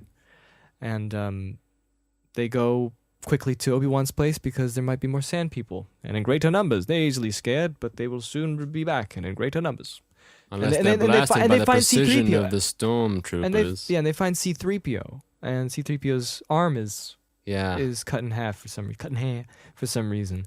And it's like, go on with me. The Tusken Raiders were going to sell parts and stuff, Oh, yeah, that's a good one. Yeah, they were raiding his speeder, too. They were trying to take parts out. From Tuscany. Yeah, let's look at that, Boba Fett. When they get to Obi-Wan's palace, they get to Obi-Wan's little house, little hut. Then there's more dialogue. So he gives him his lightsaber. Well, this is a good scene. And he actually, he shows some backstory of learning more about the characters. You knew about my father, and you fought in the Clone War. Yes, I love that. It's just like one little thing, the Clone Wars. It's great. And the funny thing, when he says that, if you really pay attention to the dialogue, later on... He's Clone War, right? No, that's not what I mean. I just mean that little bit of information really gives you a lot of reason why Obi-Wan's so cool, and I'll tell you about that really soon. I love that I'm reviewing this whole movie in a movie that I've seen so many times, but that's it's the whole point. So weird. That's why you thought, this would be interesting to see. It would, and I got something to talk about now. So R2-D2 shows Obi-Wan Kenobi the message from Princess Leia, who was there in the. I didn't really talk about the beginning, but everybody knows the beginning. It doesn't matter. We did. What are you talking about? A little bit. And so she's like, you helped my father, in the Clone Wars. Help us now, please. Yeah, it's our most desperate hour. Help me, Obi-Wan Kenobi, you're my only hope. and he's like, And Obi-Wan gets up and goes, yeah, he just does "My this. boy, let's go!" Yeah, that's what he does. Seriously, he's like, You must learn the ways of the Force if you want to come with me to Alderaan. and he's like, Alderaan? I'm not going to Alderaan. And what I but like about here this, is- what I love about this is that they're most desperate, the rebellion's most, because we saw the rebellion in their big ship at the Yes. beginning, and the Empire with their huge Star Destroyer and Darth Vader, right? Killing people while, choking people too hard. And just to ask him a question, If this is a council ship, Yeah, where is the ambassador? and it's just so it was just so cool to me to think about how it's just so desperate because this old guy in Tatooine asking him to Kind be of sad, I guess. your only hope. That was so Now, though, he is a Jedi. Let's see. yes, but we don't know anything. He was just talking about it a little. You're bit. right. And he fought in the Clone Wars. So how do we know how capable this guy is? He's just an old, and it really felt like Maybe, but he's asking Luke, who has these duties. Yeah, you gotta He's learn the not ways of gonna the pick up Force. some power converters at Toshi Station. So you never he has to thought- help farming, something so mundane, and he's asking him, and it just feels like this. We're still in this mundane world, and it really feels like he's like, "Come with me." It's like we're going somewhere, like off the planet. For Luke, it's like, no, I'm not going off the planet. I have to help my. Well, no, I think Luke, he kind of wants to go, doesn't he? He does, but at the beginning, that's he's for like, me was the Jacob. kind of It's the moment where hero's it's- journey. I know it's the hero's journey, but for Luke, when you're looking at Luke's perspective, it's like Luke, he sees maybe an opportunity for him to leave and to actually. But go that was do shown with something. the sunsets. But it's also but now- shown here. No, it's not because he In just says it's just so far away. I can't do it. He's like, it's just so far away, and then But you Obi-Wan's can, like, you can "That's tell, your but uncle you can, talking." yes, but you can tell in his voice, he's like, look, I can take as far as Anchorhead. And you feel like that at the moment where he kind of gives up. He's like, he maybe had a shot and maybe like taking the chance. That's what I I always don't felt. think so. I feel like he was so. he was just going, Yeah, no. I'm It's- right. He's like scared. He's like, I don't want. I'll just take as far as Anchorhead if that's where you can go. And then Obi-Wan's just like, You must do what you feel is right, of course. and that's an ad lib by Alec Guinness. Now, this whole time we didn't cut back to the Empire until now, and it just goes bum, ba, bum, bum, ba, da, da, da, and then you can see the Death Star. This is the famous council scene. Yep. We are vulnerable. The The Imperial Senate will gain more support for the rebellion. And then more nothing star comes and says, the systems. Imperial Senate sucks. No. And then he's like, dangerous to your Starfleet captain, not to this battle station. That's right. And then I'm and he's like, and then the other guy is like, the Imperial Senate will the rebellion will get more people. yeah, but then Tarkin's And then like, Tarkin comes in. he's like, no, once we do this, blah, blah, blah. The Senate will be dissolved. Did He he say said- that? Yeah, he the said Senate we'll- has we'll- now been officially dissolved. Yeah, he says, once something. Because the eventually- Empire has finally taken, and the Oh, last remnant of this- the old Republic is gone. And Yes. these dialogue, because we're so used to it, we don't listen to it anymore. Right, but this is showing you how now Yeah. we don't know how many years it's been. That's Yeah. also a key thing. Yeah, yeah. But we were seeing that time has passed where the Empire has taken over this quote unquote old republic that we Yeah, don't know yeah. anything about, and that was a line. And then he's just like, the regional denoting governors now have control over their own territories. Yeah, and they will report back to the Empire. Yeah. And we learned about the Force with Obi-Wan, and we thought it was a good thing until Darth Vader replies to I don't know what his name, but the cocky guy, Yeah. and he's like, The ability to destroy a planet is insignificant next to the power of the Force. And like, your ancient religion. don't threaten us with your sorcerous ways, Lord Vader. Your sad devotion to that ancient religion hasn't conjured up the stolen data tapes, or it's just in the bass rumbling, and that was like, And it's you like, see more of dude. Darth Vader, and then he's like, I find your lack of faith disturbing. Vader, release him, and he releases, As you wish. and we get Darth Vader being a crazy cool guy again, Mhm. but scary, and he's talking about the power of the Force, dark side You're of right. the Force. Now we see it. There's two sides to Yeah, this. Tarkin makes a few statements about the Death Star and whatever, and because the whole point was that they had their plan stolen, which is the MacGuffin of the whole movie. Yeah. And it's an R2D2. So we cut back because we saw just one cutaway in this entire Tatooine sequence of some sand troopers, stormtroopers, going like, "Look, sir, droids." Like they're looking for some droids. So then we cut to Obi-Wan and Luke hanging out outside, weirdly enough, because I think he was taking him to Anchorhead, and then he finds Then they find the destroyed sandcrawler, and they're like, "Yep, the sand people did this. Sand people only walk single file, you know. Oh no, sand. These are single file these tracks are side by side. Sand people walk single file to hide their numbers. Oh, and then it's like, look at the blast. Only Imperial stormtroopers are so precise. and you go, Yeah. stormtroopers. And it's like, what's going on? But because it wasn't so emphasized as it is nowadays in movies. I think Isn't that good? that's good. I have to say that's good because it's so great when it's drawing subtle. you in, and you're going, what? Yeah. It's more realistic too. It's not like in these days they would just be like Obi-Wan would be looking in a close up with his eyes, and he just has that shaky cam. This is J.J. Abrams making Star Wars, by the way. The shaky cam, and then you have on his eyes. I know. Where are we? Instead of him saying these are side by side, sand Okay, what would happen? Sand people only walk single file to hide their numbers, and look, only Imperial stormtroopers are so precise. So they actually did this and pretended, you know. Yeah, I know. And this was said very very realistically with a 2-shot because you have 2 characters on the screen, and then you realize this, you know, and like, oh, stormtroopers did this, and they pretended that this they're hunting for us. Yeah. Right? They're looking for the plans. But if J.J. Abrams did this. Sorry, J.J. Abrams. I'm just using it as an example. Nothing better. Because like his is the most. What's the most famous now? Yeah, it's the most famous sort of like just amping it up to 11 sort of extremity. And I hope he doesn't do this for the new Star Wars. By the way, you know that's the only thing I'm saying. Like, I know. Yeah. yeah, okay. And then so the close up comes in, and it's like a close up of Obi-Wan's eyes and his shaky cam, and then music is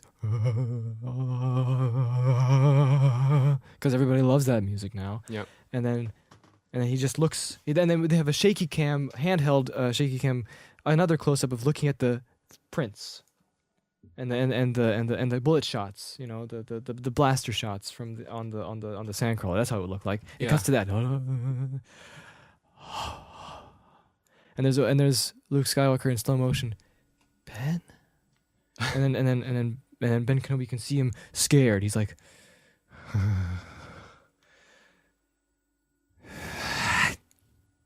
only Imperial stormtroopers are so precise.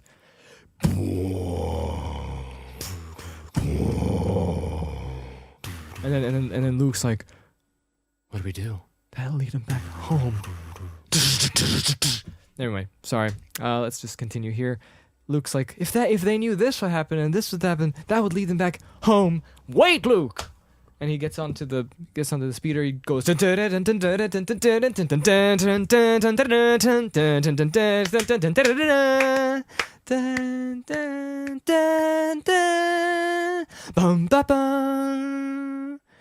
And he sees, he goes back to his farm and everything is like all exploded and stuff. And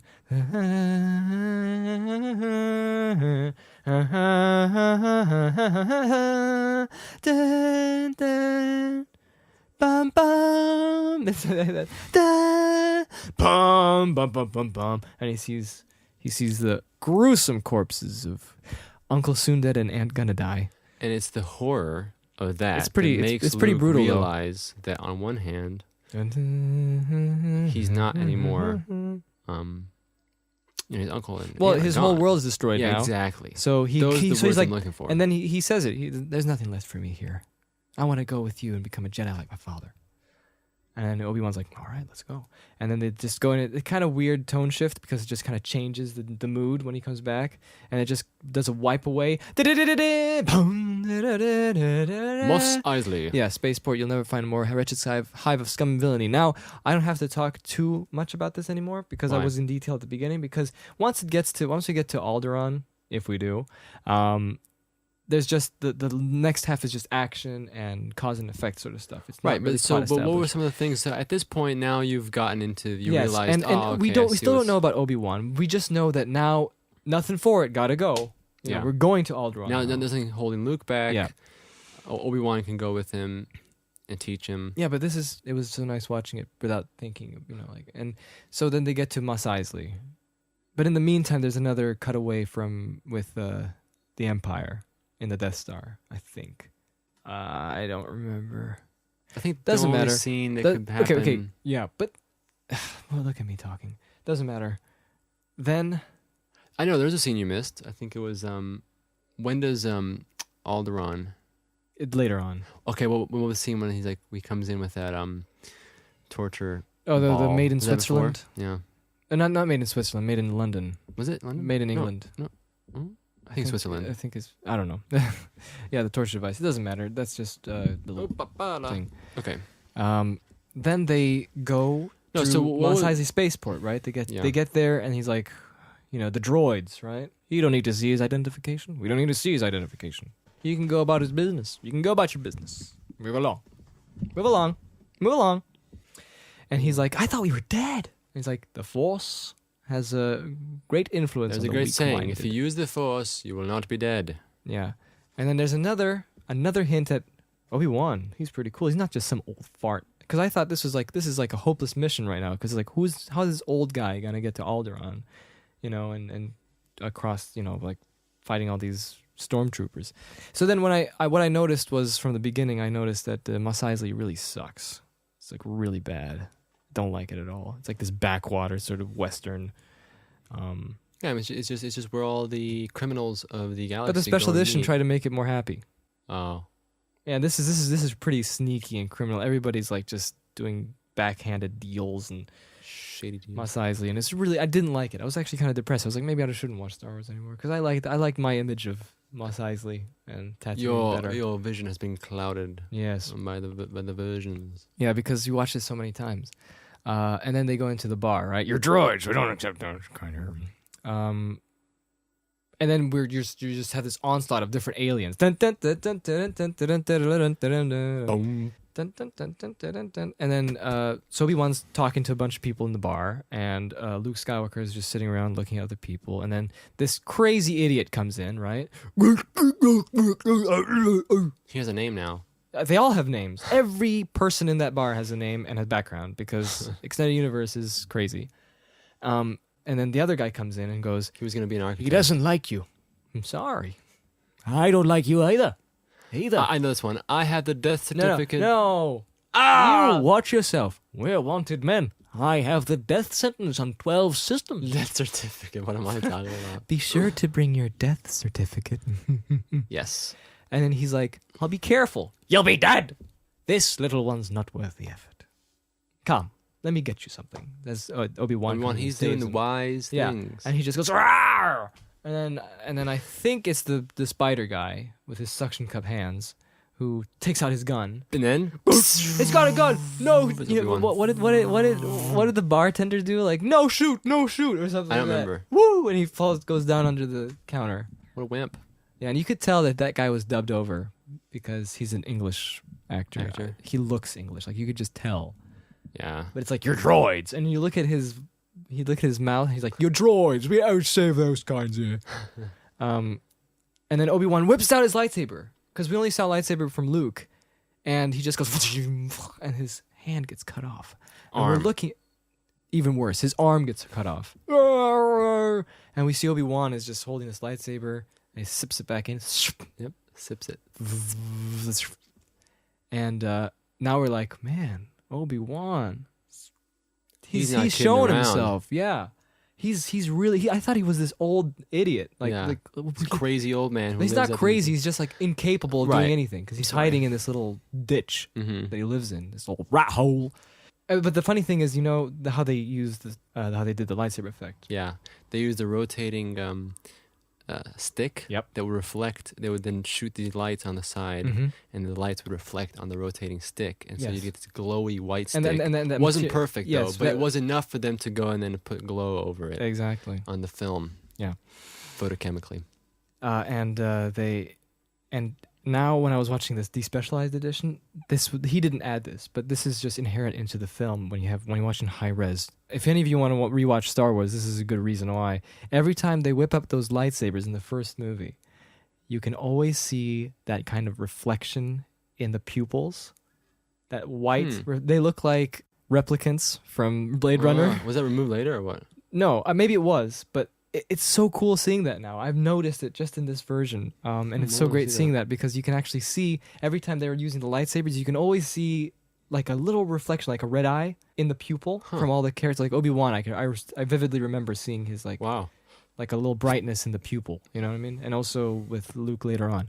So that's a little thing I never noticed before, and I just noticed it now because of that light that they shot for the reflective material on the lightsabers, the Yeah. rotating lightsaber thing. Pretty cool. And then, of course, Han Solo comes in. Han Solo, from the Captain Millennium Falcon. Chewie says, "You're in for a lot of trouble. You like some Dr. Pepper?" There's Yeah, you vending need a- machine you need over a there in ship, the right? corner. And when I was introduced to Han Solo, because I was pretending not to know anything, he looked like a pathetic man, Really? like Captain Millennium Falcon with Chewie, like the big bear guy. He just looked. I just didn't like him too much. Did he seem that he was not very skilled, or did it seem more like he was just not a nice guy or something? He's just or- like, I don't know what to.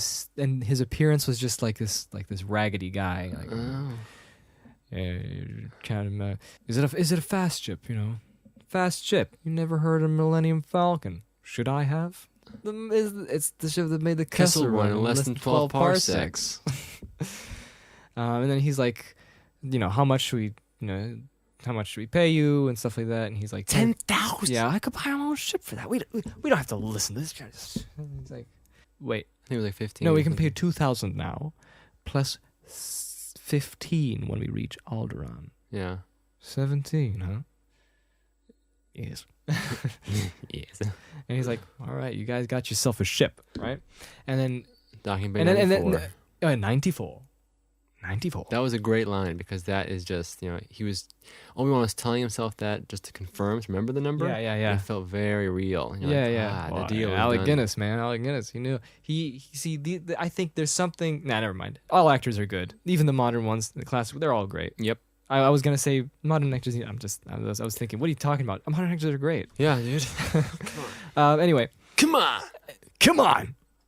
Anyway, looks like someone's is observing your handiwork. The stormtroopers are coming in, Yep. and This is a they problem. have been a threat this whole This is time. introducing now. Oh, there's a problem in the story because there's these moments in movies where you're watching the film, and sometimes you are interested in what the characters are talking about to each other, and you could keep going and doing that for a whole hour. But a well-paced movie is when you just get enough of the interesting dialogue from the actors and the characters that suddenly you go, oh, and there's a problem in the story. Like not a problem in the Yeah, film, because but you think something is there's something that's going on. something's interrupting the flow. Right, and that's good because then you start moving with the plot forward. Yeah, because otherwise it would just be 94. Okay, we'll meet you there. All right, and then they walk off, and then we have to cut to them meeting him at Docking Bay 94. Not only that, then you come back to Luke and Obi-Wan. They'll be talking. So, do you think he's a good guy? Yes, I think we can. Well, that's what happens. He's I like, know, but it will keep going. Yeah, and so Han Solo's like, so then the stormtroopers come in and they see that it's empty. And they then just walk by. welcome to Millennium Falcon. Let's take a tour. Not- So here we have the This is what George Lucas would do if he was unrestricted. here's the chess game, which is not actually chess. It's some other game that's Yeah, little holograms. that's like chess. So he went walking, and he's like, Chewie, this is gonna save my skin. This is gonna be amazing. Because he owes something. Now we find out. Oh, he owes someone something. These guys might be in a lot of trouble. Remember that? It's like 17,000. These guys really. Yeah. need to- I mean, it must be desperate. Really, Yeah. like this is gonna save my neck. You know that, Chewie. And then he's about to leave. He's like, okay, go get the Millennium Falcon, fixed up and batter up fine. And then he's about to leave, and then Solo. yes, Greedo, I was just about to get the money. He says, So were you feeling worried for Han, or were you no, just, I wasn't. you were just like feeling worried for whatever? Han, because I felt like He's this just guy's like got himself in some kind of a mess, and I want to Yeah, see what that's true. happens. And so there's this Greedo, right? And he starts talking to Han about Jabba's gonna whoever this Jabba guy is gonna put a price on your head so high because you're the one who owes him money. He's like, this time I've got the money, Mhm. And then Greedo's like, you could give it all to me, and I'll pretend I never No, saw Greedo you. comes and says, "Where's my money, Denny? Where's Chris my money? R. I've got your money, Chris R. Han, where's my money?" I don't have it with me. Tell Jabba. That's what he said. Like, Jabba's through with you. And he's like, already you can see the close up of his gun opening up, right? yeah. And he's like, and I don't know what's going on. This is just like the criminal underworld I'm watching right now. And it's making me even more like upset about Tatooine. I want to get out of here because I don't like this. criminals. Yeah, talking about criminals are not deals. good. And Han is also sort of turning into that because Well, now his I'm just past beginning is to wonder not what's going on here. clean. Yeah, and then he's like, Jabba the Hutt, and he's like, I just may, he just may take your ship. We'll call it even. He goes, over my dead body. That's the idea. That's the line he says over my dead body too. Yeah. Weird. I always thought it was like, yo, Jabba money over my dead body. No, he's like, he might just take your, I might just take your ship, or he just might take your ship. Yeah. Over my dead body. And then he shoots That's the idea. Over your dead body. Yes, I bet you have. That's where he shoots him. Right. Not over my dead body. And he's like, I've been waiting for this a long time, So he's like, Mm-hmm. yes, I bet you have. Do you think Greedo's gonna kill him or no? No, because it's Han, Yeah. he's a newly introduced character. But he No. shoots Do him. you think Greedo wanted to kill him? Yeah, Was he was there to- gonna shoot him. Right, and he goes, And he takes sorry his for ship the or mess. whatever. Boom, throws the He's money. sort of- and this is what people always keep thinking. Like, Han Solo is such an awesome guy. Look at him. He's like, for me, it was just like, man, this guy's dangerous. Mm. I was like, I'm scared for our heroes now. I don't know. I don't know true. anything about Han yet. He might be good. He might be bad, but I don't know. He's just kind of like a deadbeat to me. Like, Yeah. it's just like down in his luck. He's like in trouble all the time, and he shoots this guy out of desperate because like he's trying to save himself. He walks out very confidently though. That was kind of cool because it feels like he's in charge of the situation. So sorry about the mess. Bing, gives him some money or whatever that was. It's like the stack of whatever, and he walks out. Then Luke goes and sells his speeder to some of the back alley deals. He's like, Back alley oh, tradesman. no. Ever since the new model came out, this one didn't. I see this. That's sort of those dialogue is No, I don't perfect. remember that. Weird. I don't remember that. It's like ever since the new model came out, they've been selling for so much less. The speeders. And Obi-Wan's like, it'll be enough. And so they just walk over to 94, which you can see 94. It says 94. Yeah. And and there's a subplot with C-3PO hiding from the Empire a little bit. The stormtroopers like, Yeah. lock the door. And Right, C3 right, And right, R2 locks the door, and then they're like, ding, ding, ding, door's locked. Let's go, next one. And then there's a spy, this like elephant-faced spy who's following our heroes to docking bay 94. It's like, Yep. He's Did you like, say elephant spy? which way did he go? It's the elephant All spy. right. And then the stormtroopers like, set the stun. No, they didn't say that. They said like, arm yourselves, men. Like, put the guns up. We're going to war. That's what We're they gonna kill this Han Solo. No, I don't know what we're gonna do. We're gonna stop Han Solo. And so we have a little bit of tension. So it's not just taking a little stroll Yeah. to the Millennium Falcon. We have this background tension with the stormtroopers. Then they finally get to the reveal of the Millennium Falcon at docking bay 94. What a piece of junk! Which is the iconic phrase. Like, she's Quote. got it where it counts. Yeah. And he's like, she may not look like much, but she's got it where it counts, kid. Now, I made some special modifications myself. But we're in a little bit of a hurry, so if you all get on board, we can get out of here. So it's still like Han, I'm starting to feel like a little bit like, he might be okay, but it's just, but Yeah, it's you're not. and I don't know how capable he is still. Like he shot Greedo, but that was just because he tricked him, right? Mhm. And then they go inside, and then the stormtroopers appear. Blast him! And Han makes this ridiculous retard face when he sees them. Yeah. Like in Temple of Doom. And then he starts shooting them, and he's like, "Oh man, okay, he can shoot people. He's actually, he's cool. Okay, cool." And he gets in, and you know what I liked about that scene? This is where like the action just explodes into high gear because we haven't had any kind of real action since the beginning. I think, yeah, we have. Yeah. And that's when I got like excited. The music is helping, and they get in. He's like, Joey, got the blah, blah, blah. Let's get out of here. And he's turning it on, and it's like, finally, we can get out of stupid Tatooine. And I really hated Tatooine, but in the good way, not like the movie sucks, but like actually, the actual environment was like bleak, and I didn't like it. Yeah. And he's getting out, and I have to say, even though I watched the original version, like the Harmy Despecialized edition, I say the insert that they had in the special edition with the CG Millennium Falcon coming out of the docking bay, that's his extra shot where it just comes out like this, and the camera's a little bit more fluid, and just... I think that was a better addition because the way we see it now, it's just kind of like little static shot in white in the background with a bunch of stormtroopers looking up, and then we have another shot of Tatooine, and we just have the Millennium Falcon just come in like really still, and then finally they're out. They're in space. I can't believe this. This is so cool. Exciting. And Luke's like, I thought you said the ship was fast. Watch your mouth, kid, or you're gonna find yourself floating home. What's that thing flashing? Shut up, kid. Exactly. See, that just gets into high gear and everything's just like sort of clicking. You're right. We're going That's now I into- think that is the basic premise of Star Wars, is like in terms of character development and like how the action is paced. It's really slow and it gets dreary, but in a good way, you know. And then it kicks in, and then you see this character works with that character, and that character has great dynamic with that one.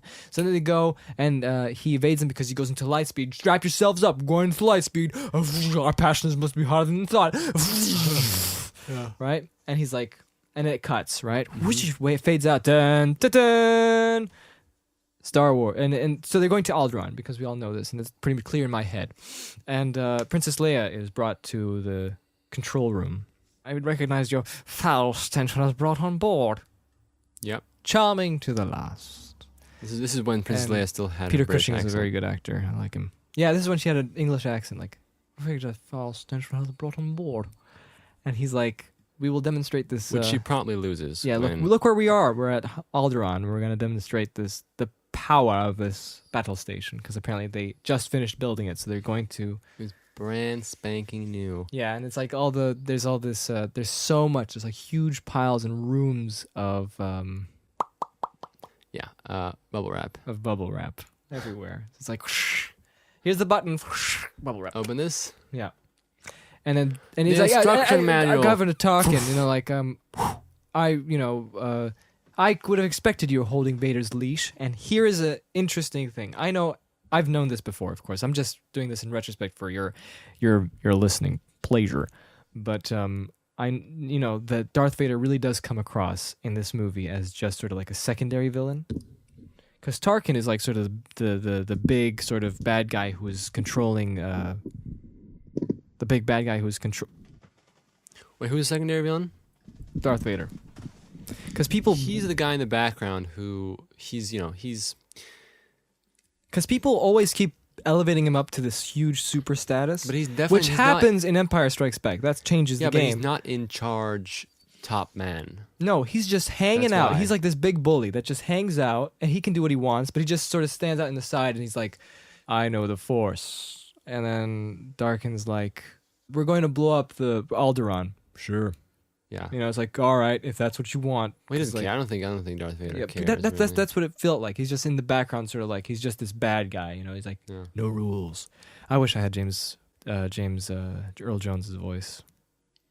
Speaking of which, David Prowse, you could see his eyes quite a Really? few times. Really? Yeah. Through the lenses. Yeah, it's like some red lenses, and sometimes when the light went across Darth Vader's face, you could see some I'm of his guessing that eyes. was fixed. But in it was fixed. But I think it's kind of cool in a way because you're like, oh, someone's in there, you know. That's true. But you know that's up for debate. I mean, you know, it can be either or. But I can really understand when Irvin Kershner said, director of Empire Strikes Back, said, "I can't believe this is about Star Wars again. yeah, how do we do this? How do we this? How does I couldn't last help one it. was This about is Star just Wars? this is a fluke. Yeah, this is a fluke. I'm just like because No, I because you- accidentally watched this movie Yeah. again, and I understand when Irvin Kershner said you shouldn't show what's underneath the mask. Mm-hmm. I understand why he says this because when you watch Star Wars now, it's like you don't really want to see what's underneath. But that's okay because like in Return of the Jedi, they changed the game again, which is also good. It's bald. I meant It's bold. bald. It's bold So, and bald. Because, Let's keep going with your. Okay, so he's like, we're gonna destroy Alderaan, right? Yeah. And she's like, no, Alderaan is a peaceful planet. You can't possibly. You have another target, a military target. Then name the system. Dantooine. They're on Dantooine. See, Lord Vader, she can be reasonable. To the target, you may fire when ready. What? You're far too trusting. See, I remember that part, but I can't remember the other one. Dantooine is too remote to make an effective demonstration, but don't you worry. We'll deal with your rebel friends soon enough. But that means a peaceful planet. We can do it. That what it says there. No. Yeah, something like that. And so what happens is, this That's is another insane, thing that though. I Her noticed. entire planet gone. But this is another Man. thing that I like. If this was directed by J.J. Abrams in let's say 2006, because I think J.J. Abrams got a lot better with Into Darkness, directorially wise, because remember The shots were better in Into Yeah. Darkness. The like the way the movie was cut was better than Star Trek, the first one. And I know people say Star Trek, the first one's better than Into Darkness. It's irrelevant because we're not talking about the story. We're just talking about the directing. And the angles that were chosen for Into Darkness was way better than Star Trek or any of his previous movies, I have to say. So hopefully he'll take that and make it even go further with Star Wars and make it the way it's supposed to be, like the classic ones. So let's hoping for that. So I'm just saying 2006 J.J. Abrams would have filmed it like this. You know, like a remember the Kirk's dad's death at the beginning of Star Trek? Yeah. Did we talk about this once or no? And she's like screaming, "Ah!" And he's like, "I love you." Ah. And it's like slow motion. That's what he would do for Sounds about right. for Destruction of Alderaan. Instead, what the more old-fashioned way of making this movie, and it is the 70s, even though it was very new in the 70s as well, is you're sort of just sitting here and witnessing this horrible destruction. Atrocity. Yeah, and it's just you just see the Imperial the fiddlestick makers pushing the buttons, and you're just sitting here helpless watching this happen, just matter of factly. Yeah. And the music isn't even showing isn't even emphasizing the danger. It's just, this is the Empire. I don't remember the music very well. Yeah, I think that was right. No, but it's like you just see, and then it just goes when it explodes, And in a split second. and then she's like, "Whoa." And it's like, yeah, it's bad, but I like how it was. I love the reserved nature of back then when you were filming a movie. You didn't have to take so much effort into emphasizing the context. The Yeah. context drove everything you're watching by itself, and that is the thing about subtlety when you're making movies. I think people kind of lost it these days. But J.J. Abrams did a better job with Into Darkness when it came to compared to Star Trek and Mission Impossible 3. So.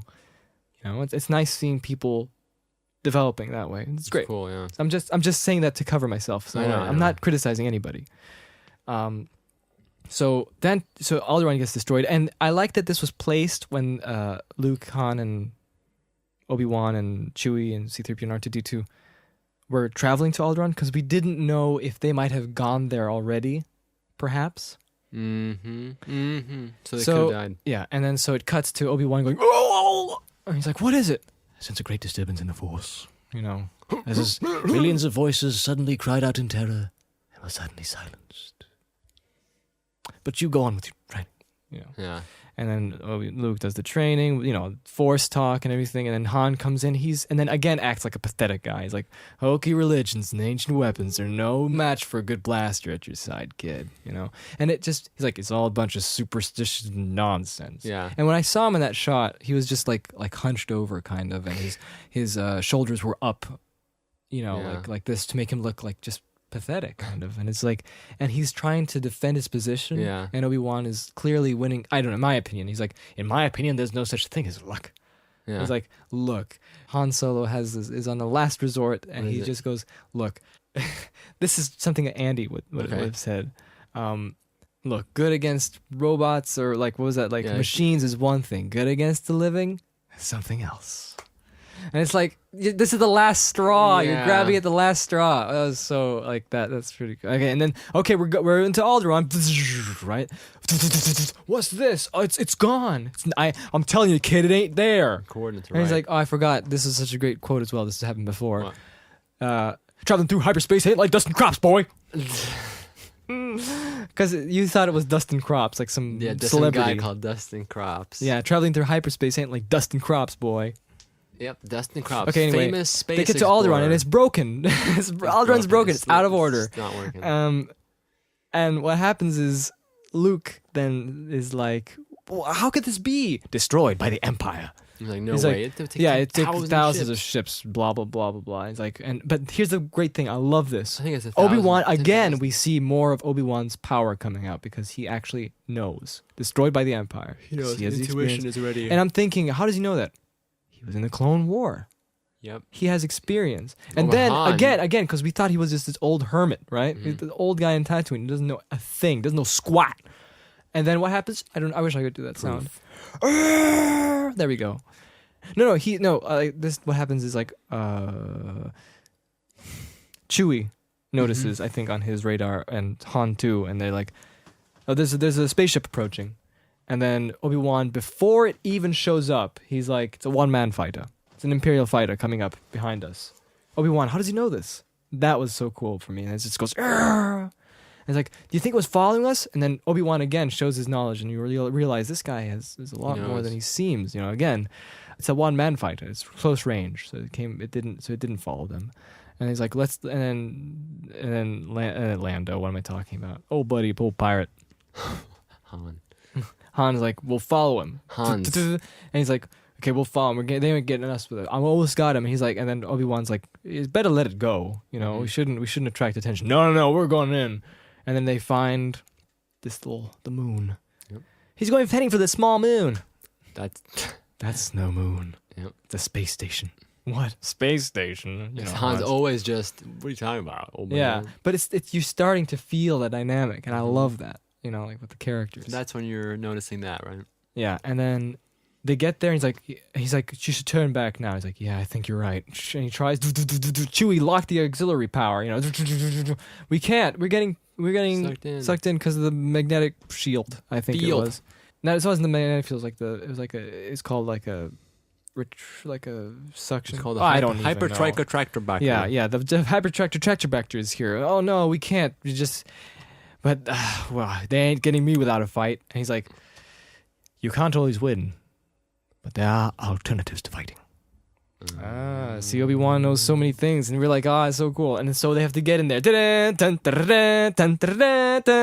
what I liked about this shot where they're entering into the Death Star, because they're forced to, obviously, because of the tractor beam. Yeah, that's what it was. And you can see some stormtroopers out into space, like on the edge of the Death Star, like the docking bay. And I like that. I wish we saw more of that, because that's what this armor is all about, for you to be able to walk around in space. Yeah, I was surprised actually that's what. That's the whole reason why they invented the stormtrooper armor. See, I thought it just looks cool. Like Ralph McQuarrie is like, they need some kind of armor so they can go into space. It's nice though. So and then you saw some into space, and that's the only time you actually see those in space. It's a shame. Now we're gonna have to see it in episode 7. But in episode 7, it's gonna be like.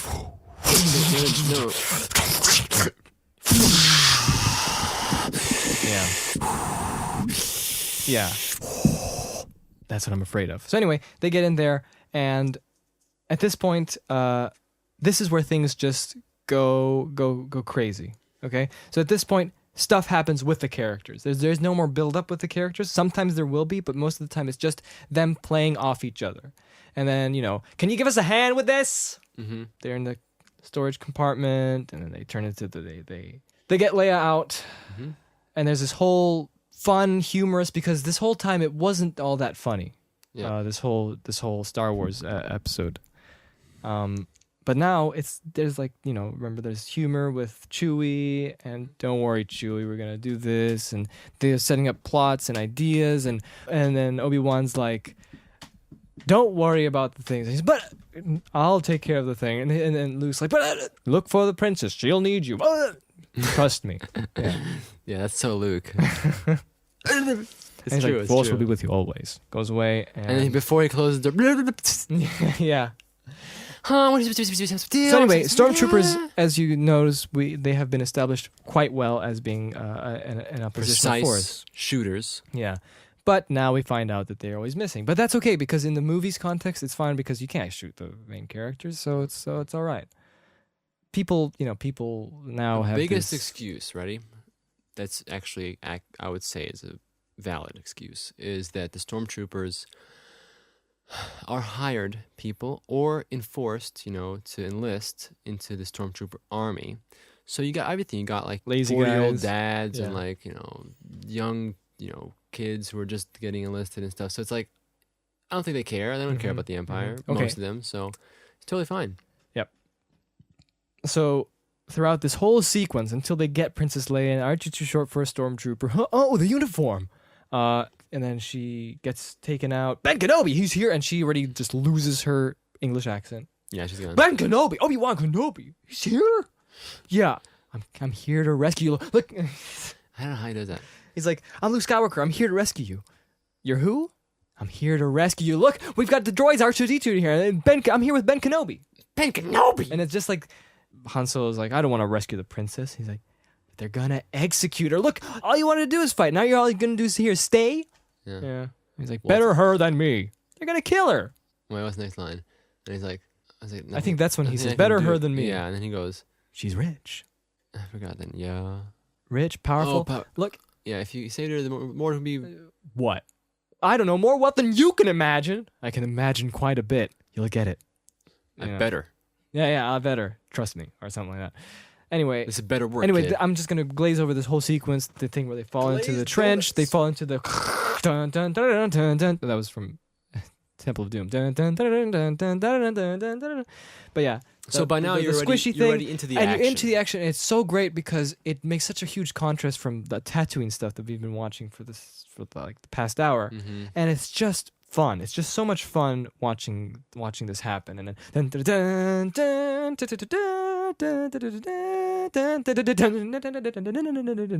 now tell me, what did you experience? They're coming through. After that entire scene, and then the droids, the duel of Obi-Wan. Yeah, and then and Obi-Wan's doing his own thing. He switches out the tractor beam, right?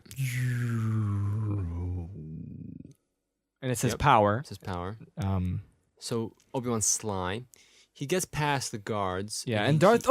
There's some intercutting between all this action adventure going on in the Death Star and the Empire, and Tarkin and Darth Vader. So he's like, she lied to us. Execute her immediately. Mm-hmm. Yeah. And then Darth Vader comes back and he's like, these intruders are trying to probably give the plans back to the princess. She may still be of use to us. So they kind of keep her alive or whatever. Keep her alive. I mean, she's with Luke and Han. This is before she gets rescued, but it doesn't matter. But the point is, this was when everything was going. Does Obi-Wan well. bump into Darth Vader, or do you think he wanted to face Darth Vader? I think he bumped into Darth Vader. I know people will think he's a Jedi, he knows everything. I think this is fine. Accidental bumping into Darth Vader because Darth Vader's looking for him. Mm-hmm. I sense a presence I haven't felt since. He walks away, and he finds him. He has a red lightsaber, and it's like, you're like, Obi-Wan, we meet again at last. And who are you? No, he didn't say that. He doesn't say it. And you are? Vader.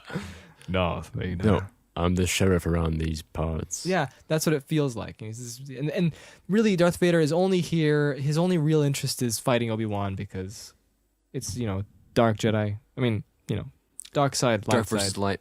And then they have this great banter. If you strike me down, I will have more power than you can. I will become more powerful than you could possibly imagine.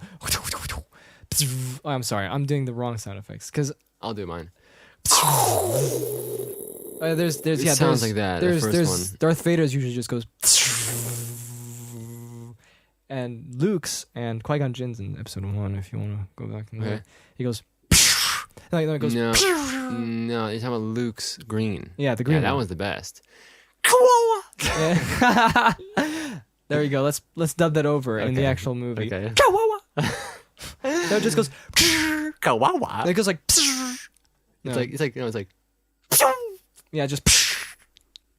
Can't do this. How's that for a lightsaber movie?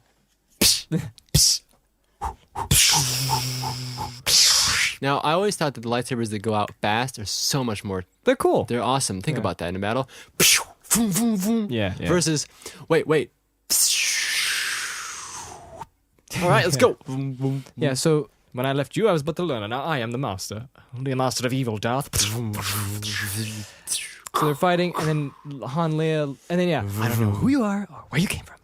Right now, you're gonna do things that to me. Hey, listen, princess. Sister. Yeah, I take orders from one person, me. It's a wonder you're still alive.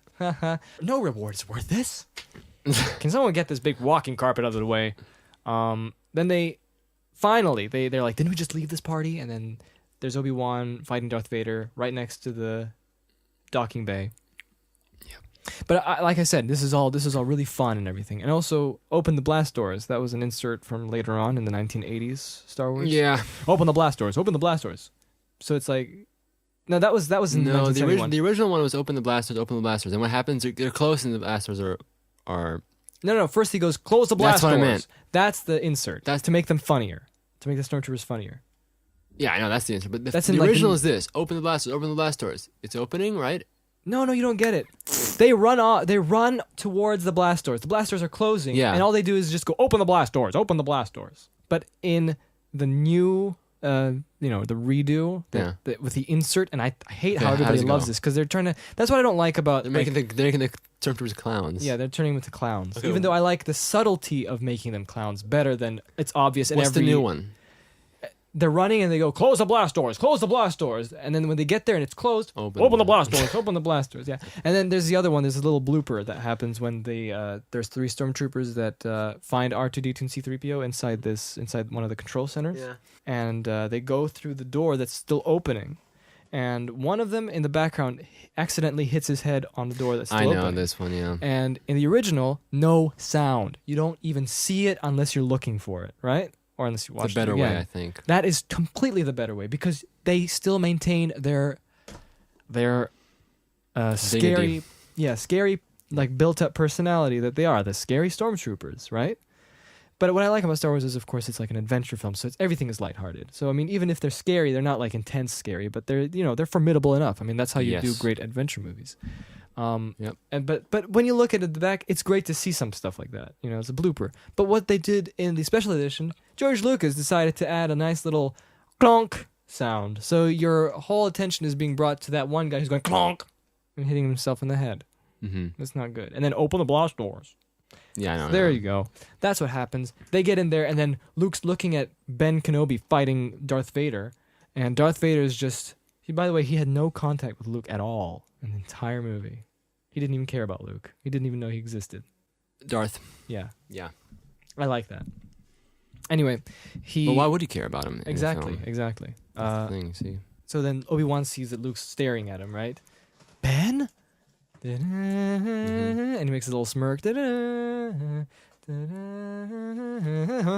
And he's like, does the pose, right? To get ready for death. Mm-hmm. And then Darth Vader just swings. No! That's what happens. Pretty much. And I remember we watched this with our little nephew, who should be our nephew, honestly. Our cousin's kid, whatever. Cousin once removed. Yeah. Twice removed. Once removed. Once removed. If it was twice removed, we would be grandparents.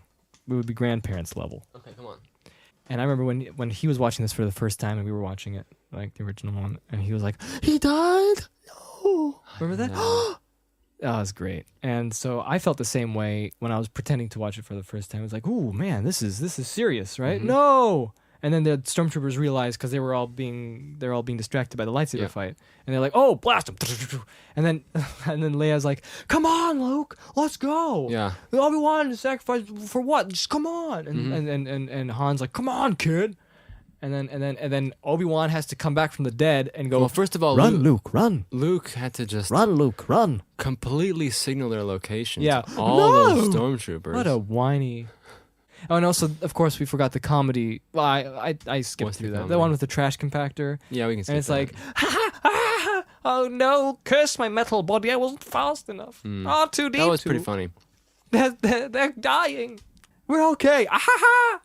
See, that emotion, that level of emotion, you'll never see in the prequels. No. Prequels. We're all right. Yeah. Calm yourself, R2. We're all right. No That's it. smiling. It would just be, we're all right. Another happy landing. Ah. So they escape finally. That's the Millennium Falcon. And Act 2 ends. no. Yes. We're still at Act 2. We're still on the tail end of Act 2. Because Act 3 starts when the rebellion starts. Exactly. The rebellion started right now. You forgot that there's one thing. Hey, kid, we're not out of this yet. Oh, yeah. Dun dun dun dun dun dun dun dun dun dun dun dun bum bum bum bum bum. Now this part, I thought it was kind of useless because I always forget it. Always. When you're Yeah, being see, I chased. forgot about it. And I think it's an excellent addition to the movie. Just perfect because it sort of cements the idea that this is a fun movie. Fun. Because it's like dun dun dun dun dun. I got him, great kid. Don't get cocky, right? And he's like, ha ha. Yeah, That's and then, Luke. Dun dun dun dun dun dun dun dun dun dun. It's good stuff. That was just icing on the cake. really good and just made it just such a fun movie. And we're not even done. And he's like, sometimes I amaze even myself. Yeah. See, now we know him. Now we know him. Now we know who he is. And she's like, I forget what she says, but she's like, they let us go. It's the only way. They let us off like this easy. Easy? You call that easy? No. And then she's like, they let us go. And she knows because, you know. And then we cut back to Tarkin. He's like, I'm taking an awful risk, Vader. This had better work because we put the homing beacon on them to follow them. And that's why there were only 3 TIE fighters that attacked them. You know what's funny, actually? That Darth Vader, technically, he caused the destruction of the Death Star. Yeah. Darth Vader's plan failed. Well, then but once Tarkin's dead, he's now the top guy. And if someone says it's your fault, I know, but I'm whose saying fault that was it? Really, I mean, it is. Yeah. If he had not done that, he just killed them there. Yeah. Plans are is the end. That's so true. Oh, okay. There you go. That's a good one. So then they get to Yavin, and they say it's Yavin, this little moon on Yavin, forest moon of Yavin, Yavin 4. Ooh. They get there, and then there's rebellion. It's just sort of like, hey, we're here. Here's a rebellion. And he's like, oh, we fear the worst. He's like, all right, I'm in my American accent. It's, you know, Just straight up. Yeah, straight up Princess Leia, American accent. And then they get into the plan thing, and then there's this whole talk about like Han is leaving because if money is all you want, then that's what you'll receive. That's what you're gonna get. I thought. Your friend he doesn't seem to care at all. I care. That is a classic. It's a classic line. And what happens after that is that we get a briefing of. I skipped that part. What they're gonna say. You skipped the part. I skipped that part. Why? I don't know. I was a little bored. Come on. Yeah, early computer graphics. Pretty good computer graphics for back then. And he was showing the Death Star plans, and he mispronounces Leia's name, Princess Leia. Yeah. Death Star plans, and the guy who plays Wedge at the beginning is not the same Wedge. Dennis, forget his name. His name has Dennis in there. He's Dennis Nedry. He's the uncle of Ewan McGregor, played Obi-Wan in the prequels. Played Wedge. And he's like, that's impossible, even for a computer. It's not impossible. I used to target Womprats with my T-16 back home. They're not. And then when he's like, you're a terrible person. I love Womprats. But see, that's the thing. How common are these species? What, Womprats? Like, shouldn't they just be indigenous to Tatooine? They are. That's why he's shooting them. Because too many of them. It's an infestation of Womprats. So Luke just joined his community and just cleaning up the town. Yeah. Come on, Luke's a good boy. That'd be a great mini game, actually. I think there is. Yeah, target Womprats at Beggar's Canyon back home. I think so. So now comes Act 3 for real. Yes, but before that, Han is like, "I'm getting out of here," and Luke's like, "They need you, Han." He's like, "I gotta repay this money to Jabba." Because I think those buckets are money. Oh, yeah, those I'm pretty big sure. boxes. Like, and he's like, "Well, you take care of yourself. It's what you're best at, right?"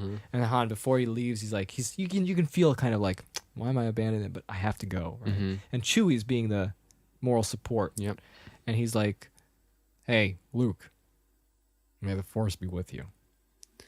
And Luke's just like, yeah. But at that moment, we get a glimpse that Han is actually stepping into a new world of friendship. Yeah, camaraderie. Because he's giving up kind of his old tendency to be just for self-preservation, doing what he wants, and now he's realizing there's a big picture out there that he has to take part in it and then in some way. Yeah, and Chewie just goes, yeah, and he's like, "Quiet, Chewie. I know what I'm doing."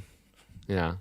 We don't see him ever again. There's this deleted scene in the 1997 version where he sees Biggs again. Biggs, It's arguable if that's better or not because it gives a little bit more depth, whatever. To At the beginning, you mean? No, deleted scene, 1997 version where he's like, I've got stories to tell you. Yeah. That's deleted? That's 1997. It's not in the original. Huh. I thought it was original. Nope. See? Poisoning your mind step by step. George Lucas revisionism. Yeah. So, but you know what though? But you can argue that it gives a little bit more like backstory for Luke. Maybe it'd be better. It gives someone to sort of like like, oh, there's somebody from Tatooine. Yeah, Biggs, that's right? not that's cool. Because in the Tatooine scene, he's like, Biggs is right. I'll never get out of here. But see, what if they coupled that scene where he meets Biggs? Would that be too much of the overload of Biggs? If, for example, See, like, that's another thing you could argue that might have been the okay deleted to be in scene the at the movie. beginning of Tatooine and Big Yes. visits Luke. He's like, "Come on, At Luke, the join the Toshi academy." station. Yeah, join the academy. Come on, we're all doing this. Do you think it'd be too much if they did that plus the scene at the end when he's like, "Biggs, you're here too"? Yeah, because it might. To me, if you put those things together, it feels like it's making the universe smaller. Yeah. So Biggs wasn't in the original, and he just gets in. He's like, "Do you want another droid? Not in your life. That R2 and I have been through a lot together." Luke's ready. He's ready to go. And they let him pilot this X-wing, and I like that because Well, I think about it though. We just show Rebellion. They're not like a superpower. They need all the hands they get. Oh, And if you yeah. can fly a ship, that's good. And plus, I'm sure that the Rebellion is. I would assume at this point, they really just want to defeat the Empire. So I feel like they would be, they're all about helping each other and like, okay, Luke, you want to pilot it, go ahead. Like, obviously, they're not going to be like. Yeah. They're going to trust him, I'm saying? There's a sense of trust. See, there's a difference Yeah, between the yeah. Empire. See, the And Empire they brought is all about Princess- legislation they brought and Princess rules Leia and terribleness. the plans back. Yeah, see? There you go. There's another level of, they're like, oh, All right. So cool. and Han, money's all he receives. Forget him. Yeah. But Luke is the pilot Yeah. ship. Yeah, and so he goes with the X-wing, Red 5 standing by. No, that's Luke, obviously. Never Red remember these. Red 5, Red 2, Porkins. Porkins. Porkins is the best. Gold 2, obviously. leader 5, And the leader guy 7. who goes, "It came from behind." He's, sadly, he's not with us. And so now it's Act 3. Now they're going to attack the Death Star, and the Death Star finally is orbiting around the Yavin system, and it's going to turn to get Yavin 4, which is one of the moons. So it's being blocked by the giant gas giant that is Yavin, and it's going to attack the forest moon soon, right? Because they know that the rebellion is there because they found the tracking homing thingy beacon. Tracking homing thingy. So the stakes are high now because this thing is going to come in like 5 minutes. Yes, so it's turn all or around nothing and at this shoot point. them in 5 minutes, and they're going to send a small, one man. Well, what's great is it's either sides. Now we have this situation where if the rebellion wins, and the Death Star gets destroyed. Death Straw. Right? The Death Straw gets destroyed. If the yeah, what are they called? the rebels. The Empire wins. Yeah, Rebellions lose everything. it's true. So this is because it. all the people are there. This is it. Almost all. This of is them. the battle. I like to believe that there's more rebellion. Though granted, factions somewhere else. This is just the main base. See, you're making the stakes lower now. If you're saying, but the rebels are so small then. small people can do great things. But it's still the stakes are still high because I can say that Leia's in there. Let's say this: it's Leia's the central, one of the big. Let's say this: it's pivotal- the central station of the rebellion. Let's put it that way. Like it's the biggest rebellion station. Like there's other ones, but they're smaller, they're scattered. They're not so. What about that? Mm-hmm. That's still So high stakes. originally Obi-Wan was supposed to stay alive the entire time. I think so. Yeah, and George Lucas changed it. And I don't know how George Lucas makes these good decisions for this movie, and then later on we have prequels. And I don't know. I don't understand. I don't know. I think it's more Because of this is a mystery. good decision. I think it's because Gary Kurtz was there, and he was actually kind of challenging him, sort of like they were kind of crisscrossing Mhm. together, and he was sort of like saying, he's being a good critic, Yeah. and other people being constructive. Yeah, I think that might be a reason. Very possible. So anyway, Obi-Wan's supposed to be throughout the entire thing, but they noticed that Obi-Wan won't have anything to do. Otherwise, he'll be useless. He would just be able to use the microphone at background. the end. But it would be kind of cool, like imagining him being at the Base. station, at the base, looking at the plans, and he's like just looking at Leia and Obi and Yeah. like being there Possibly. with R2 and C-3PO, and then he would also be like, Luke, use the Force, Luke. Let go, Luke. It would be kind of cool, maybe. but it doesn't matter. This is fine anyway.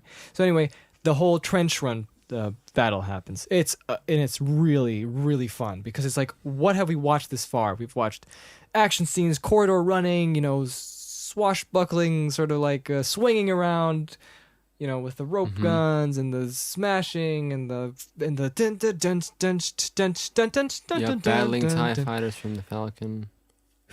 and lightsaber of fighting. stuff. And what do we have now? We have a whole trench dogfight going on, and then so they're too fast. They're evading our turbo lasers. We have to land them ship to Lasers. ship. I can just imagine Turbo Lasers is just this brand. Turbo Lasers, little R on the Yeah. corner, The turbo lasers are coming, sir. Ah, the turbo lasers. I love my turbo lasers. Yep. Oh, even more. Yep, exactly. Put that into the pile. We'll have a great get together.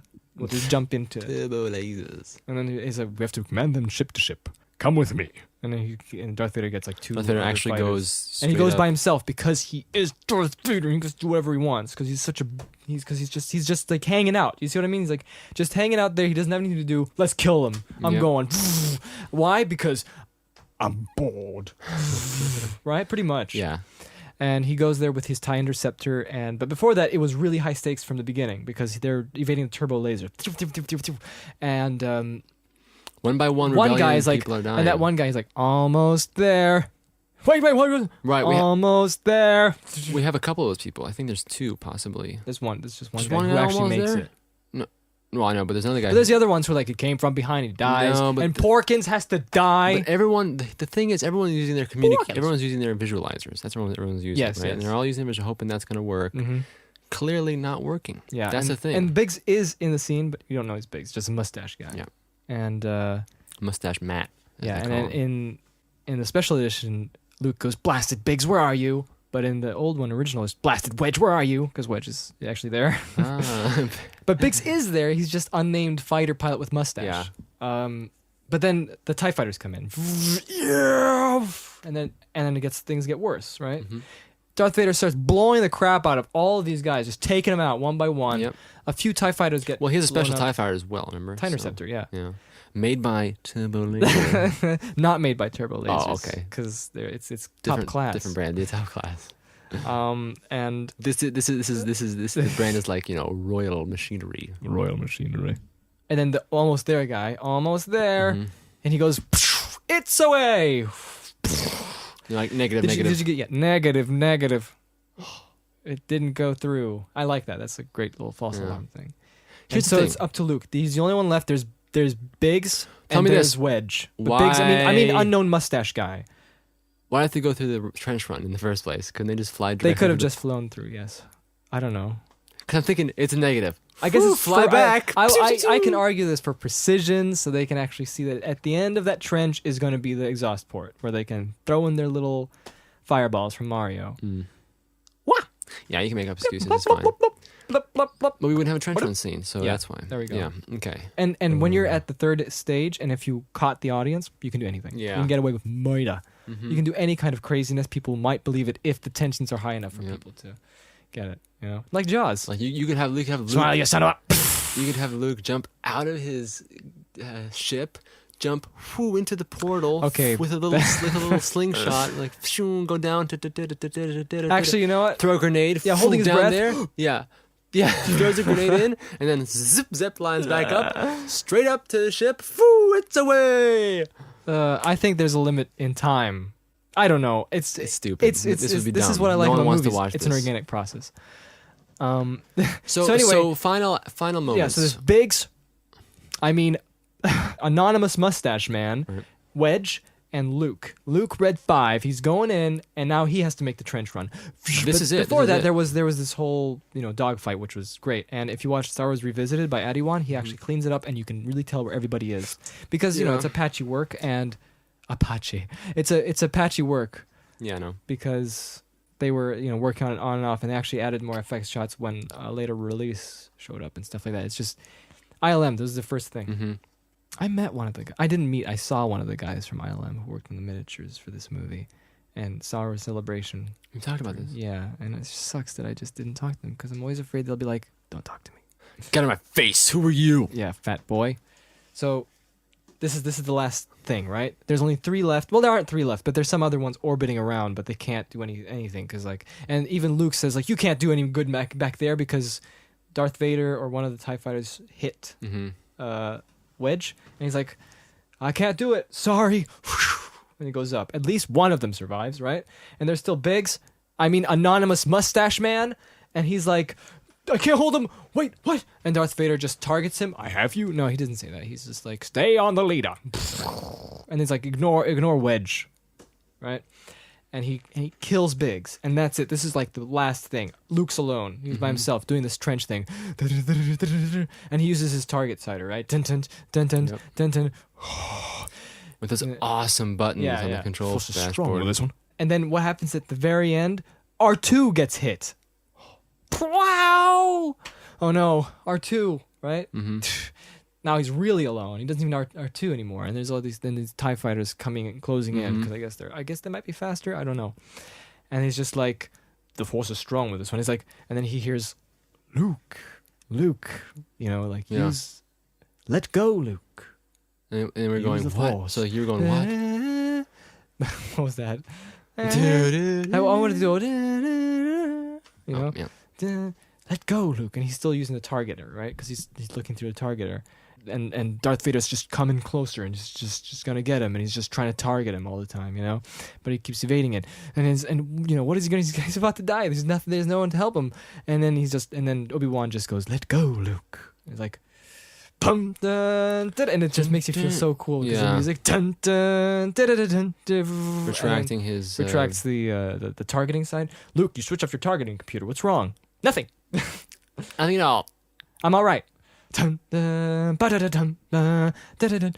And then it just goes dun, dun, ba, ba, ba, ba. But it does it with a different orchestral. And it's like subtle harmonies that are... dun, dun, dun, dun, dun, Yeah. dun, dun, The tension is building. right? Mm-hmm. And Darth Vader's like, he targets him. I have you now. And then, what? Yahoo! And then Han comes back, and it was so cool. It was like, yes! It was so great. I don't know, this is so weird how I watched this. That's 'cause I'm awesome. pretending- He's like, what? Yeah. And then one of the TIE fighters ricochets off and then bounces off of the trench, hits another one, and hits Darth Vader. Darth Vader flies away. Wow. And he's like, you're all clear, kid. Let's blow this thing and go home. Dun dun dun dun dun dun dun dun dun dun dun. And he just goes dun dun dun dun dun dun dun Dun, dun, dun, dun. And you come back to this battle station. and then Dun, it dun, cuts to dun. the battle station You're preparing to fire launch, already. right? And you see Tarkin's profile Yeah. right before it explodes. You just see him doing this, looking like dun dun dun dun dun. Dun dun dun dun dun dun dun dun, and all the stars and stuff. That's it. They're gone. Dun dun dun dun dun dun dun dun dun dun dun dun dun. It's like, remember, the Force will be with you always. And then there's Darth Vader, and he stabilizes and he goes off And he goes, because he's a bully. No one get cares you about him. next time. But that's the thing. Like, he really wasn't that concerned that much anyway. He'll be back, right? Mm-hmm. And just goes, and then they land back into Yavin 4, which is funny because you never see any of the ships actually landing on that one wide shot where the rebel guy is, you know, the guy who's keeping watch on the temple. You never really see the ship. It's just like this plain shot. There's nothing going on. You just hear the sounds. Yeah, what was that? Because there's an unfinished shot. They couldn't do it. They just ran out of time. This is the stuff they didn't need in the original version, which I'm happy to see, you know? Yeah. And then he comes down, right? Everybody's happy. Carrie! And he's like, I knew it, you kid. You know, I knew you would be back, you know, Han. It's like, remember? No, I knew there was more to you than money. Everyone's happy. Yeah, and then, oh, no, R2. And R2D2 gets lowered down. He's all oil, like all trashed and everything. He's like, oh, if any of my parts will something, I'll gladly donate them. We'll work on him right away. He's like, and Luke just goes like this. He'll be fine. And then this is a little cheesy. There's Leia in the middle, and then there's Luke on the other side, and there's Han on the other side. They're holding, like, they're all in arms, like walking away. And I'm sure that was like a little joke. Probably from the production, actors, because right? it seems like those guys were really funny. Especially Carrie Fisher seemed like she was really hilarious. Yeah. Back then. Yeah, no, it was funny. Can I say tell them? No. That was great. Yeah, I think that might And have then been. the weirdest thing is just it just swipes away, just whoop, and they're happy, and it just goes bing whoop, and just this little horizontal swipe. But what's good about this is that the establishing shot I noticed was integral. Is that how you say it? Yes. It was very important to show this establishing shot of Yavin again, just the exterior with the temples again. Why?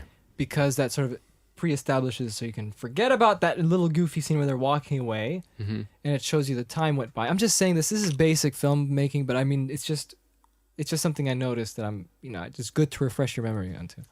And then it cuts or wipes away, I forget, and it goes bum. It's my favorite cue in Star Wars. Dun, Bum, bum, dun, dun, dun. ba-dum, bum, Yeah, but it starts with the fanfare. Dun, dun, dun, Dun, dun, dun, dun, dun, dun, dun, dun, dun, dun, dun, dun, dun, dun, dun.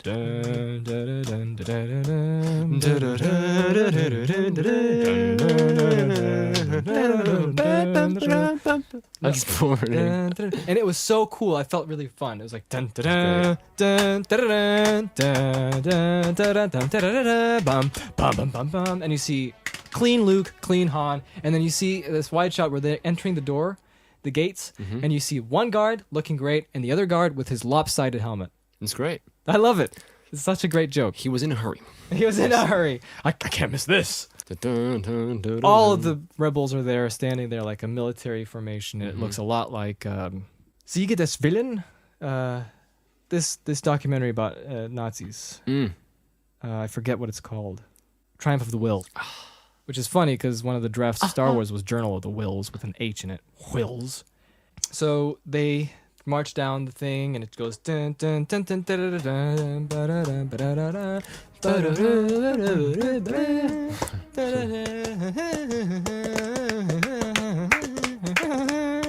That's my favorite cue, by the way. I just love that one. And then Leia's there, and it's huge, and it's ceremonious, and it's so great because you see Leia in a different costume, and it's just very regal, and it feels like we've done something. Awesome. It was so good. And then just the music kind of tones down a little bit because you're getting to the formalities. And It's like the swing version. and then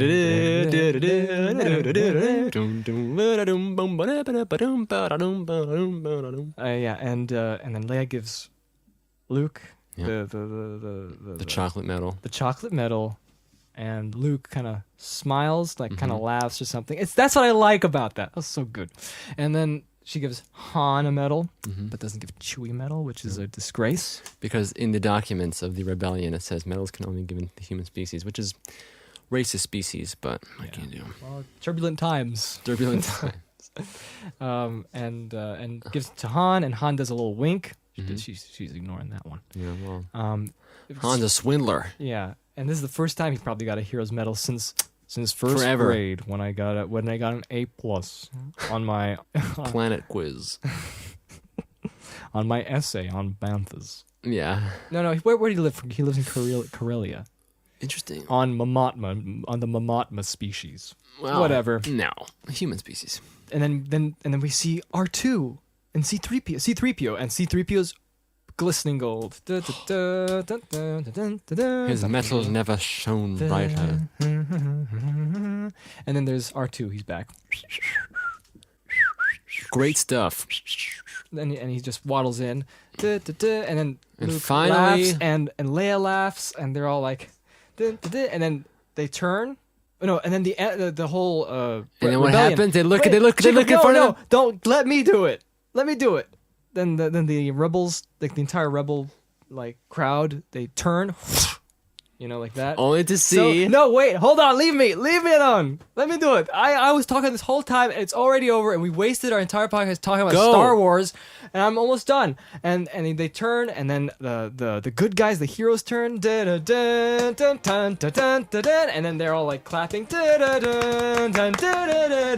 and it's just this wide shot, and you see like some close-ups of Luke and Han. Dun dun dun dun dun dun bum bum bum bum ba-dum bum bum ba-dum ba-dum ba-dum ba-dum bum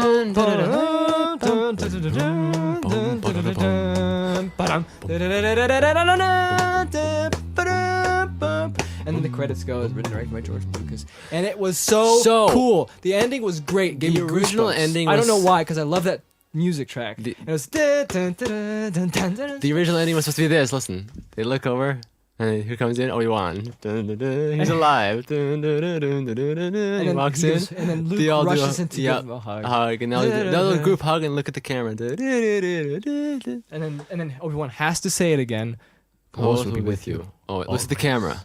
Winks. Oh. Oh.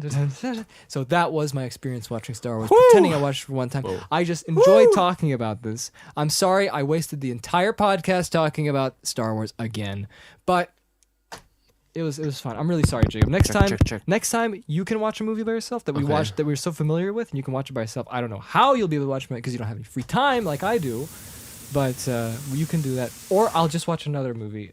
Yeah, you could. I don't know. Like, I don't know what I could watch that might be interesting. But I'm sure if people actually liked us talking about this, they're going to ask us to talk about Matrix or some other movie that we're going to... We will talk about the Matrix. But anyway, okay, that was a very interesting experience, and I really liked watching it. And I told you, like, it goes slow at the beginning, but then it just How long do you amps think we up. talked about this for? An hour and a half? Yeah. 2 hours. Ooh, buddy. I'm sorry. So instead of watching the movie, you can just listen to this. Yeah, you just listen to us talk. Next time, see, I think I would do a better job if someone else... no offense to you, Jay, but like we were talking about at the beginning. Yeah, because I'm just going, yeah. No, because like I know you too well. That's the problem. I know you too well. You're worth a lot to me, dead. Did you know that there was actually originally supposed to be after the credits a scene in Star Wars? No, just kidding. Yeah, Howard the Duck is going to show up. No. No! No! It was supposed to be, Yeah, Chewie steals a medal. yeah. Yeah, Han's sleeping. Yeah, man, that's so mean. And he just goes into the mirror. All right, well, I hope you enjoyed this. It's pretty long because I was talking about Star Wars again, but it was great. I enjoyed talking about it. It made me feel fun. That's cool, man. Made it feel That's really fun and cool. Will I watch Empire Strikes Back? Probably not, because I want to watch it on a better screen. You know what I mean? But then again, here's the problem watching it with other people. Hey, did Harvey make Empire?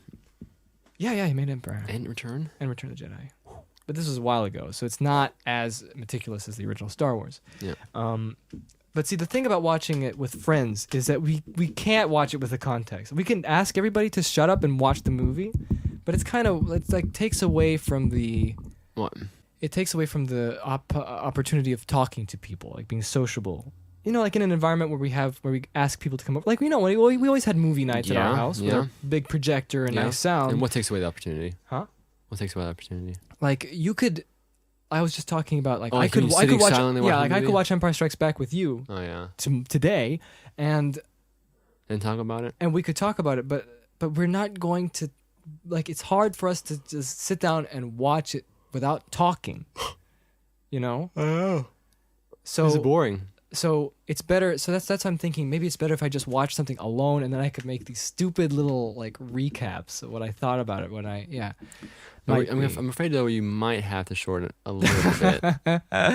Okay, well that's because I know, but you're going through all the deets at the beginning.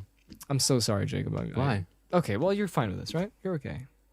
I don't care. I don't care. That was bad. I don't care. I don't care. I don't care. I'm in a forced movie.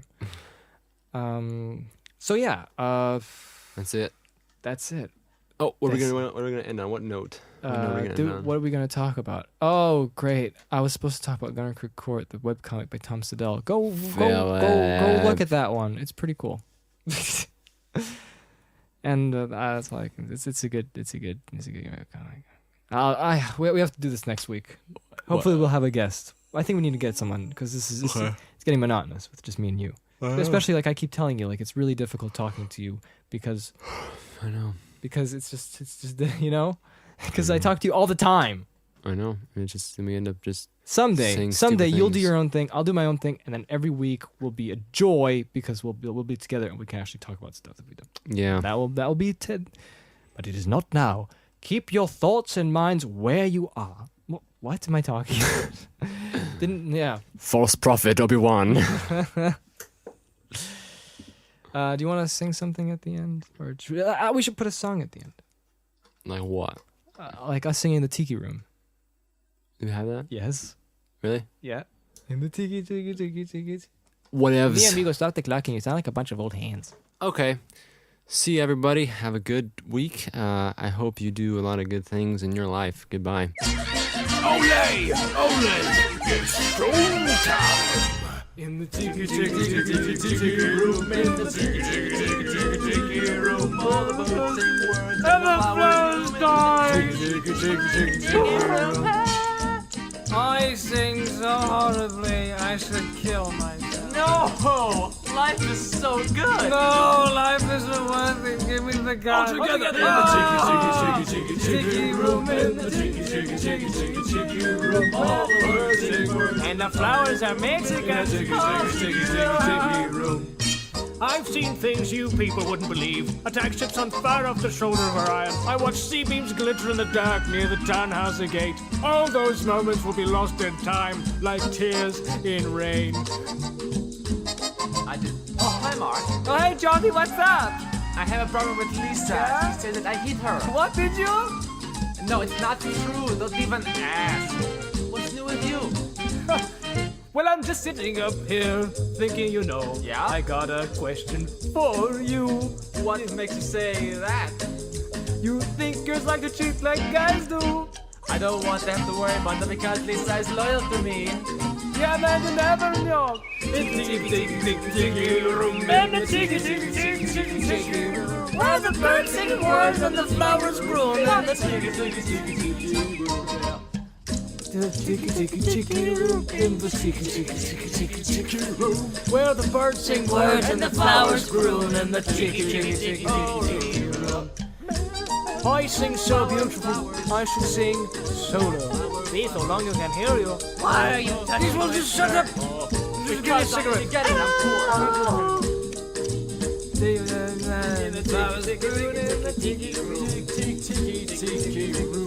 I can't do this anymore. Can't do this. What is wrong with you, you little gringo? Sing-alongs actually like track it like properly, so like one guy on the left, one guy on the right. What like, are you talking about? make it sound really nice. You're such a Time! You're such a Hot potato! Hot potato!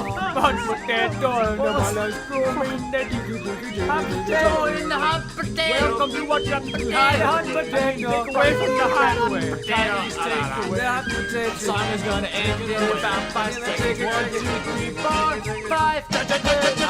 Ole, toma ya.